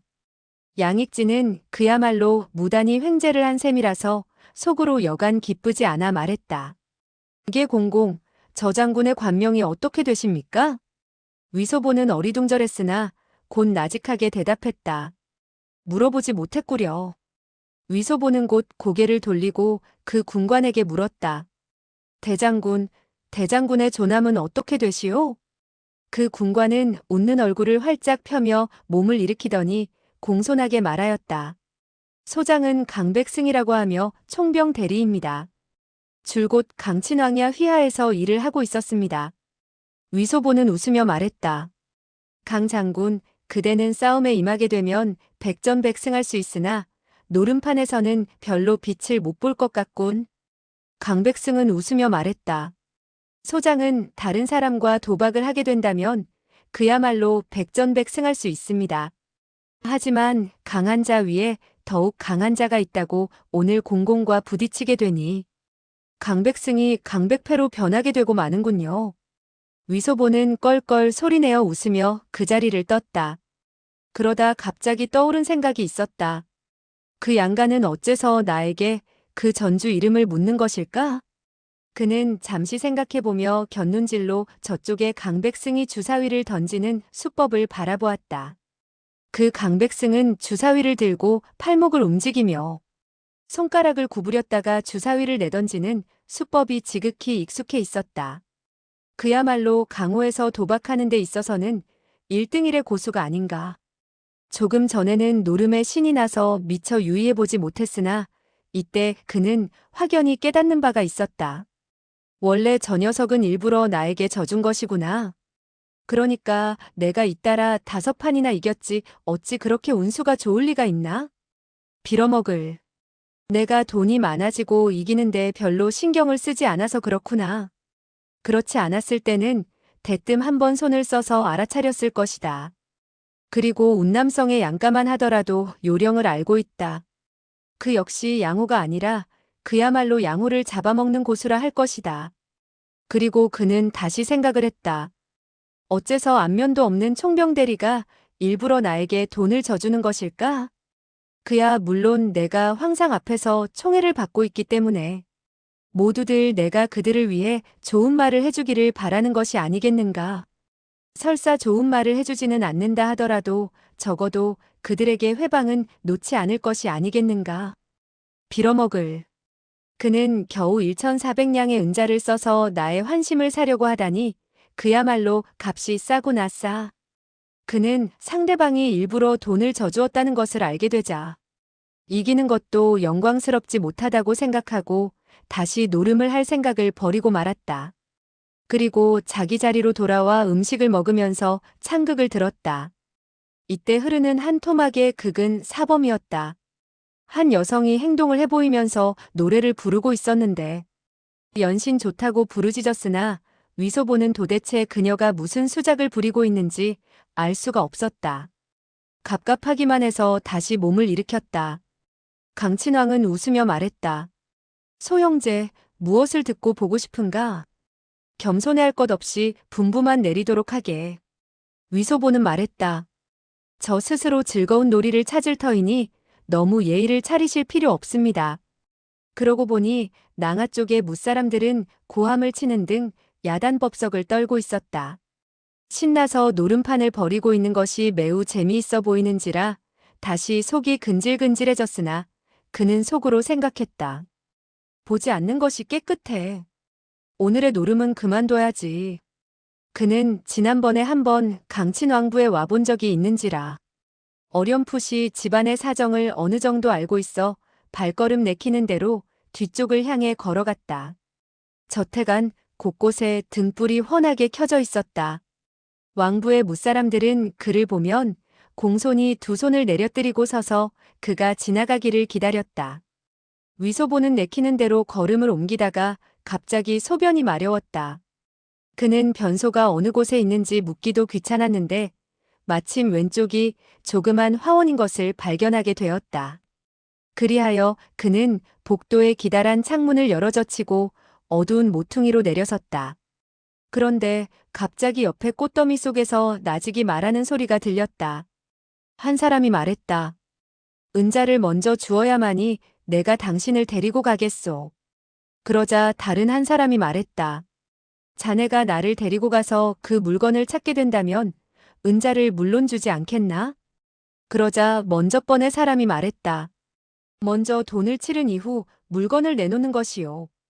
당신이 물건을 가지고 돈을 주지 않는다면 나는 또 어디로 가서 당신을 찾는단 말이오? 다른 한 사람이 말했다. 좋아, 이곳에 1,000냥의 은자가 있네. 먼저 일성을 치르도록 하지. 위소보는 속으로 움직이는 바가 있었다. 1,000냥이 일성이라니 도대체 무슨 요긴한 물건일까? 그는 즉시 소변이 마려운 것을 참고는 귀를 기울였다. 그러자 그 사람이 말했다. 먼저 반을 치르도록 하시오. 그렇지 않으면 이 일은 없었던 것으로 합시다. 이것이야말로 머리가 왔다 갔다 하는 큰일인데 당신은 내가 재미있어서 하는 줄 아시오? 다른 한 사람은 잠시 생각해 보더니 말했다. 좋아, 5,000냥의 은표가 여기 있네. 먼저 받아주게나. 그 사람은 말했다. 고맙소. 그리고는 바스락거리는 소리가 들렸다. 아마도 은표를 헤아리고 있는 모양이더니 곧이어 말했다. 날 따라오시오. 위소보는 호기심이 크게 일어 생각했다. 도대체 무엇인데 머리가 왔다 갔다 하는 큰일이라고 하는 것일까?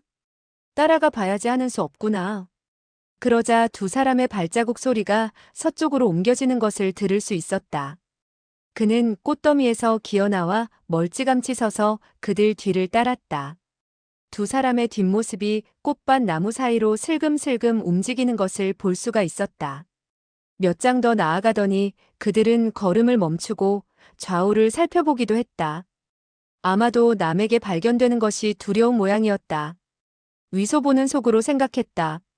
도둑질하듯 슬금거리는 것으로 보아 좋은 일을 행하는 것은 아니로구나. 강왕야는 나에게 지극히 잘 대해주고 있다.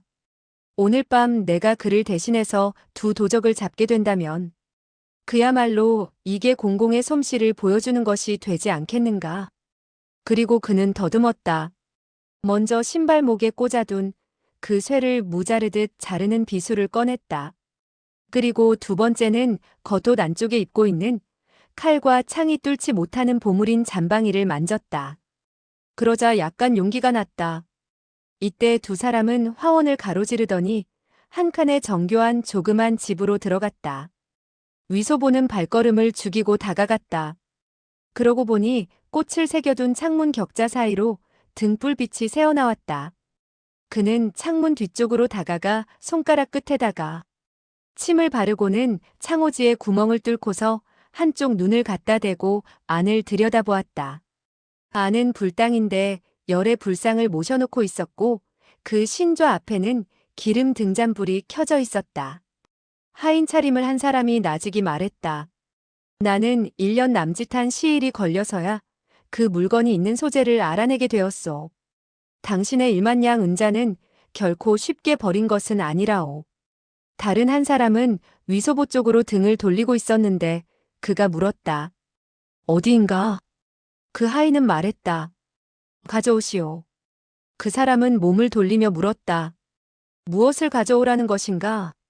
그는 비쩍 마른 것이 바로 조금 전 대청에서 그 난가라는 무사가 나가려는 것을 저지했던 제원계였다. 그 하인은 웃으며 말했다. 제 협사께서는 알고 있으시면서도 묻는군요. 그야 물론 5천냥이 아니옵니까? 제원계는 말했다. 자네는 무척 무서운 인물이군. 그러면서 그는 품속에서 한 무더기의 은표를 꺼냈다. 그 하인은 등불 아래서 한 장 한 장을 살펴보았다. 위소보는 마음속으로 두려움을 느꼈다. 제원계의 무공이 무척 고강한 것을 알고 있었던 것이다. 더군다나 그들이 하는 짓으로 미루어 보아 그들이 하는 일은 매우 중대한 것 같았다. 그렇다면 만약 그들에게 발각되었을 때 즉시 그 자신은 살해당하여 입을 봉하게 될 것이 아닌가? 마음속으로 다급해지자 그만 참았던 오줌이 줄줄이 새어나왔다. 그는 아예 자연스럽게 내버려 두었다. 오줌은 허벅지를 따라 아래로 흘러내리기 때문에 아무런 소리도 나지 않았다. 하인은 은표를 다 세고 나더니 웃으며 말했다. 맞소. 그리고 하인은 음성을 낮추어서는 제원계의 귓가에 대고 몇 마디 무어라고 했다. 그러자 제원계는 연신 고개를 끄덕였다. 그러더니 제원계는 갑자기 몸을 날려 공탁 위로 오르더니 한번 뒤돌아보고는 손을 뻗쳐 불상의 오른쪽 귀를 더듬기 시작했다. 잠시 더듬더니 그는 하나의 조그만 물건을 꺼내서는 땅바닥에 내려섰다. 그것을 들고 촛불에 비춰보는데 바로 하나의 열쇠였다. 금빛이 번쩍번쩍하는 것이 황금으로 만들어진 것 같았다. 그 열쇠는 새끼손가락 크기 정도여서 황금 한 냥도 나갈 것 같지 않았다. 그런데도 제원계는 얼굴 가득히 웃음꽃을 피우고 고개를 숙인 채 땅바닥의 벽돌을 보기 시작했다. 가로로 10여 조각의 벽돌을 세고 또 세로로 10여 조각의 벽돌을 세더니 몸을 굽히고는 신발 목에서 한 자루의 단돌을 꺼내 한 조각 네모난 벽돌을 들어 올렸다. 그리고 나직이 환호성을 내질렀다. 그 하인은 말했다. 진짜 잔소? 속이지 않은 것을 알겠죠. 제원계는 대답도 하지 않고 황금으로 만들어진 열쇠를 가볍게 아래로 찔렀다. 아마도 네모난 벽돌 아래에 열쇠 구멍이 있는 모양이었다. 철컥하는 소리가 나면서 자물쇠가 열리는 소리가 났다. 제원계는 어리둥절해져서는 말했다. 어째서 들어올릴 수 없단 말이오? 왕야가 친히 여는 것을 나는 창밖에서 똑똑히 보았는데. 그리고 그는 몸을 구부리더니 무슨 물건을 잡고서는 들어올리는 것 같았다. 벼랑간 휙 하는 소리가 나면서 한 대의 화살이 아래서 위로 쏘아졌다. 그 화살은 바로 그 하인의 가슴팍에 꽂혔다. 그 하인은 하는 소리를 내지르며 뒤로 벌렁 쓰러졌고 손에 들고 있던 그 무쇠로 만들어진 뚜껑 역시 땅바닥에 떨어졌다. 제원계는 재빨리 몸을 기울이며 손을 뻗치더니 쇠뚜껑을 잡았다. 뚜껑이 땅바닥에 떨어지면서 소리가 나지 않도록 하자는 뜻이었다. 그리고 그는 그 하인의 등 뒤에서 몸을 웅크리더니 오른손으로 그가 신음이나 부르짖는 소리를 내지 못하도록 틀어막았다. 남들이 알아차리게 될까봐 두려운 것이었다. 그리고 왼손으로 하인의 왼쪽 손목을 잡고서는 다시 그 땅 구멍 속으로 손을 뻗게 만들었다. 위소보는 그와 같은 광경을 보자 그만 입이 딱 벌어져서는 생각해 보았다. 원래 저 땅굴에는 달리 기관이 있는 모양이구나. 저 재간은 정말 무섭기 짝이 없는 사람인걸. 이번에는 다시 화살이 날아오지 않았다. 재원계는 스스로 손을 뻗쳐넣더니 하나의 보따리를 더듬어 꺼냈다. 그는 오른손을 들어 그 하인을 땅바닥으로 밀어붙이더니 몸을 일으켰다. 그리고 오른발로는 그 하인의 입을 밟아 소리를 내지 못하게 만들었다. 그러더니 곧이어 몸을 기울여서는 보따리를 신좌 앞에 공탁 위에 놓고는 풀어젖혔다. 위소보는 숨을 깊이 들이마셨다. 보따리 안에는 한 부의 경서가 들어있었다. 세상에서 책은 수천 수만 권에 달할 것이다. 그가 책 이름을 알아볼 수 있는 것은 오로지 42장경이라는 한 권뿐이었다. 그런데 그 한 권이 바로 42장경이었다. 경서의 모양은 오배의 저택에서 적발한 것과 똑같았다. 다만 책장이 붉은 비단으로 만들어져 있는 것이 다르다면 다른 점이었다. 재원계는 신속하게 경서를 여전히 보따리에 싸더니 왼발을 들어서는 하인의 가슴팍에 꽂혀있는 화살 끝에 힘을 주어 발길질로 내질렀다. 가볍게 으드득하는 소리가 나면서 화살은 하인의 가슴팍에 깊이 박혀버렸다. 그렇지 않아도 하인은 중상을 입고 있었는데 이렇게 되자 그만 숨을 거두지 않을 도리가 없었다.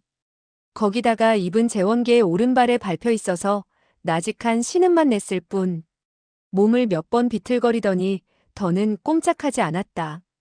위소보는 너무나 놀라 가슴이 크게 쿵쿵 뛰기 시작하더니 갑자기 또 오줌을 찔끔거리게 되었다. 이때 재원계는 허리를 굽혀 하인의 품속에 있던 음표를 꺼내며 말했다. 자네는 그야말로 큰 횡재를 했구먼. 그리고 잠시 생각하더니 황금 열쇠를 그 하인의 오른손 바닥에 펼치고 손가락 사이에 넣어 손을 움츠리게 하더니 그제야 걸어나갔다. 위소보는 속으로 생각했다. 그는 이대로 도망치려고 하고 있다. 내가 고함을 질러야 하지 않을까? 그때 벼랑간 사람의 그림자가 흔들리더니 재원계는 이미 지붕 위로 올라가 버리지 않는가? 위소보는 몸을 웅크리고 조금도 움직이지 못했다. 그런데 지붕 위에서 기왓장을 움직이는 소리가 들리더니 잠시 후 재원계는 다시 내려왔다. 그리고는 성큼성큼 앞쪽으로 걸어갔다. 그렇군. 그는 경서를 기왓장 아래에 숨기고 나중에 가져가려고 하겠지. 그렇게 수월하지는 않을걸. 그는 재원계가 멀리 가도록 잠시 기다렸다. 그리고 그는 단번에 지붕 위로 뛰어오를 능력이 없어 낭하의 기둥을 타고 기어올랐다. 그러고는 처마를 잡고서 겨우 지붕 위로 올라갈 수 있었다. 그는 조금 전 기왓장이 소리를 냈던 것을 떠올리며 몇 장의 기왓장을 뒤집게 되자 몽롱한 어둠 속에서 보따리가 보였다. 그는 보따리를 꺼낸 후 기왓장을 덮어두고 생각했다. 이 42장경은 도대체 무엇 때문에 이토록 값이 나가는 것일까? 폐병쟁이 황태후 그리고 이 재간은 물론 오배와 강친왕까지도 하나같이 42장경을 더 없는 보물이냥 귀중하게 여기고 있다. 이 위소보가 만약 슬쩍 가로채어 이 횡재를 마다하게 된다면 그야말로 위씨라는 성씨를 공짜라는 백씨로 바꾸어야 할 것이다. 그리고 그는 보따리를 펼치고서는 경서를 자기의 허리에 넣어 허리띠를 불끈 동여맸다. 본래 그가 걸치고 있는 장포는 널따란 편이어서 책을 한 권 감추어도 전혀 표시가 나지 않았다. 그리고 그는 보자기를 꽃밭 속에다 내던지고는 다시 대청으로 돌아갔다. 대청에는 여전히 그가 떠나올 때와 똑같은 모양이었다. 도박하는 사람은 도박하고 있었고 노래를 듣고 있는 사람은 노래를 듣고 있었다. 그런데 여성으로 분장한 배우는 여전히 몸을 이리저리 비틀며 끊임없이 노래를 하고 있었다. 위소보는 세객도에게 물었다. 저 여자가 저런 모양을 하는 것은 도대체 무슨 수작이지요? 세객도는 웃으며 말했다. 저 젊은 여성은 남자가 그립게 되었거든. 그래서 산을 내려가 시집을 가려는 생각을 하고 있는 거야. 저것 보게. 그녀의 얼굴에는 봄빛이 무르익고 눈에는 잔뜩 추파를 담고서 사람들에게 시선을 보내고 있지 않은가? 그러다가 그는 갑자기 위소보가 태감이라는 사실을 상기했다. 태감인 위소보에게 남녀의 일을 많이 이야기한다는 것은 그로 하여금 번뇌 속에 빠져들게 한다는 생각이 들어 말을 돌려버렸다. 이 창극은 재미가 별로 없구먼. 그게 공공, 내가 그대를 대신해서 한 토막의 극을 지적해주지. 우리들은 아관루라는 극을 듣는 것이 어떻겠는가? 이존요는 호랑이를 때려잡는 소년 영웅으로서 그야말로 대단한 인물인데 이 소년 영웅에 대한 이야기라네. 그리고 다시 종규 가매를 듣기로 하지. 종규의 부하인 다섯속이는 정말 신나게 무공을 펼쳐 보인다네. 위소보는 손뼉을 치며 좋다고 말했다. 그러나 내가 곧 궁으로 되돌아가야 하니 구경할 여가가 없을 것 같습니다. 저쪽에서 재원계가 한 명의 무사와 함께 할꽃놀이를 하고 있었다. 오경괴순이 팔성과인이 매우 신나게 부르짖고 있었다. 그는 한동안 할권을 하더니 큰 소리로 묻는 것이었다. 신조상인 근안가라는 무사는 어디 갔습니까? 그러자 연회석에 앉아있던 문무사들은 하나같이 말했다. 오래전부터 보이지 않는데? 아무래도 뺑소니 친 것 같소. 신조상인은 냉소했다. 그 사람은 분수를 몰라. 아마도 왕부에서 더 머물 염치가 서지 않은 모양이지. 재원계는 말했다. 10중 8구 뺑소니를 친 것 같군. 그 사람은 슬금슬금 거리는 것이 어떤 물건을 훔치고 도망치는 것이 아닌지 모르겠소? 그거야 알 수 없는 노릇이죠. 위소보는 속으로 생각했다. 저 재가는 정말 일을 치밀하게 하는구나. 먼저 난가로 하여금 크게 체면을 깎이도록 하여 부득이 난가가 살그머니 도망치도록 만들었구나. 그리하여 나중에 왕부에서 사람이 죽은 것을 발견하고 물건이 없어진 것을 알게 되면 자연히 모두들 그 난가를 의심하게 되겠지. 좋아. 이와 같은 계책은 반드시 좀 배워둬야겠다. 일을 행하기 전에 죄를 덮어 씌울 사람을 먼저 찾아놔야지. 이때 이미 날이 저물었다. 시위총관 다룡이 몸을 일으켜 작별을 고했다. 궁 안으로 들어가 임무를 수행해야 하는데 오늘 밤도 또 당직이라는 것이 아닌가. 이때 위소보도 따라서 작별을 고했다. 강친왕은 감히 더 붙잡을 수가 없었다. 그리하여 웃으면서 두 사람을 전송했다. 오흥웅과 세객도 등이 그들 두 사람을 대문 앞까지 전송했다. 위소보가 막 교자 안으로 들어가 앉게 되자 양익지가 따라오더니 두 손으로 하나의 보따리를 내밀며 말하였다. 우리 세자께서 공공에게 드리는 조그만 선물입니다. 아무쪼록 공공께서는 너무 약소하다고 생각하시지 말기 바랍니다. 위소보는 웃으며 말했다. 고맙소. 그리고 두 손으로 받고는 다시 웃으며 말했다. 양형, 우리는 그야말로 일견여고하여 나는 그대를 생각하고 싶소. 따라서 그대에게 어떤 돈을 내린다거나 한다는 것은 그대를 업수히 여기는 일이라 생각되고 언젠가 여가가 있으면 내가 술을 한 잔 사리다. 양익지는 그 말을 듣고 크게 기뻐서 말했다. 공공께서는 이미 800냥이라는 은자를 내리셨는데 그것이 부족하다는 것입니까? 위소보는 크게 소리내어 웃었다. 하하하. 그것이야 남이 대신 돈주머니를 털어낸 것이라 계산에 넣을 수 없는 것이 아니겠소. 교자는 곧 골목길을 벗어나게 되었다. 위소보는 성질이 급해서 교자를 맹가막군에게 교자를 멈추라 하고는 등불을 교자 밖에서 비추도록 했다. 그리고 자신은 교자 안에서 보따리의 예물을 펼쳐보았다. 보따리 안에는 3개의 비단 상자가 들어있었다. 하나의 비단 상자에 들어있는 것은 한 쌍의 비치로 조각된 닭이었다. 한 마리는 수탉이고 한 마리는 암탉인데 지극히 정성을 들여 만든 새공품이었다. 그리고 다른 한 상자에는 2꾸러미의 명주 구슬이 있는데 한 꾸러미마다 모두 100알씩이었다. 그가 가루를 내어서 소군주의 얼굴에 발라준 명주 구슬보다 크지는 못했지만 200알이나 되는 명주 구슬들이 크기가 모두 똑같고 또 둥글둥글하니 티가 없는 것이 높이 살만했다. 그는 속으로 매우 기뻐했다. 나는 소군주에게 명주 구슬을 사겠다고 속였는데 오응웅이 발맞추어 나에게 명주 구슬을 선물하는구나. 그리고 세 번째 비단 상자 안에 담긴 것은 금표였다. 한 장이 각기 10냥의 황금인데 모두 40장이나 되었으니 황금으로 따지면 모두 400냥이었다. 위소보는 속으로 생각했다. 다음에 오응웅이라는 작은 매국노를 만나게 되었을 때 나는 그저 냉담하게 지나가는 말로 고맙다는 말을 하여 그의 예물들이 너무나 형편없다는 표시를 해야지. 그렇게 된다면 그는 다시 한번 더 큰 선물을 보낼 것이다. 이것이야말로 색형님이 가르쳐준 묘법이 아니겠는가. 이 작은 매국노가 만약에 모르는 척 가장한다면 나는 바로 다음과 같이 헐뜯어보는 것이다. 여보 소왕야. 그대가 나에게 선물한 한 쌍의 조그만 녹색 닭은 무척 재미있게 보이지만 아무래도 닭 같지는 않던걸. 그러면 작은 매국노는 반드시 물을 것이다. 이게 공공, 어떤 점이 닭 같지 않다고 말씀하십니까? 그러면 나는 말해야지. 세상에 수탉이나 암탉 가운데 그렇게 적은 것이 어디 있어? 참새도 그보다는 훨씬 클 것이요. 더군다나 녹색의 앵무새나 공작은 많이 봐왔지만 녹색의 닭은 본 적이 없소. 당신네 운남 땅에는 녹색 닭이란 것이 있는 모양이지? 그러면 작은 매국노는 쓰디쓰게 웃게 되겠지. 그러면 나는 다시 한마디를 보태는 것이야. 설마 그렇다 하더라도 수탉의 벼슬은 붉어야 할 것이 아니겠소?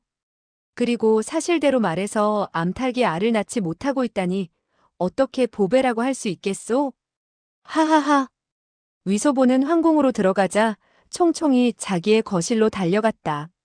그러고는 문에 빗장을 지르고는 초에 불을 켜서는 휘장을 들치고 웃으며 입을 열었다. 기다리기에 답답하지 않소? 소군주는 꼼짝도 하지 않고 있었다. 두 눈은 동그랗게 뜨고 있었고 위소보가 준 네 조각의 병과가 그대로 있었다. 한 조각도 먹지 않은 것이다. 그는 두 꾸러미의 명주 구슬을 꺼내면서 웃었다. 이것 보시오. 내가 두 꾸러미의 명주 구슬을 샀소. 가루를 내서 그대의 얼굴에 발라드리지. 그대가 만약 천하 제일가는 소미녀가 아니라면 나는 나의 성을 바꿀 것이오. 참, 나의 성은 개씨가 아니오. 그리고 배가 아프오? 왜 병과를 먹지 않소? 내가 부축해드릴 터이니 일어나 먹도록 하시오.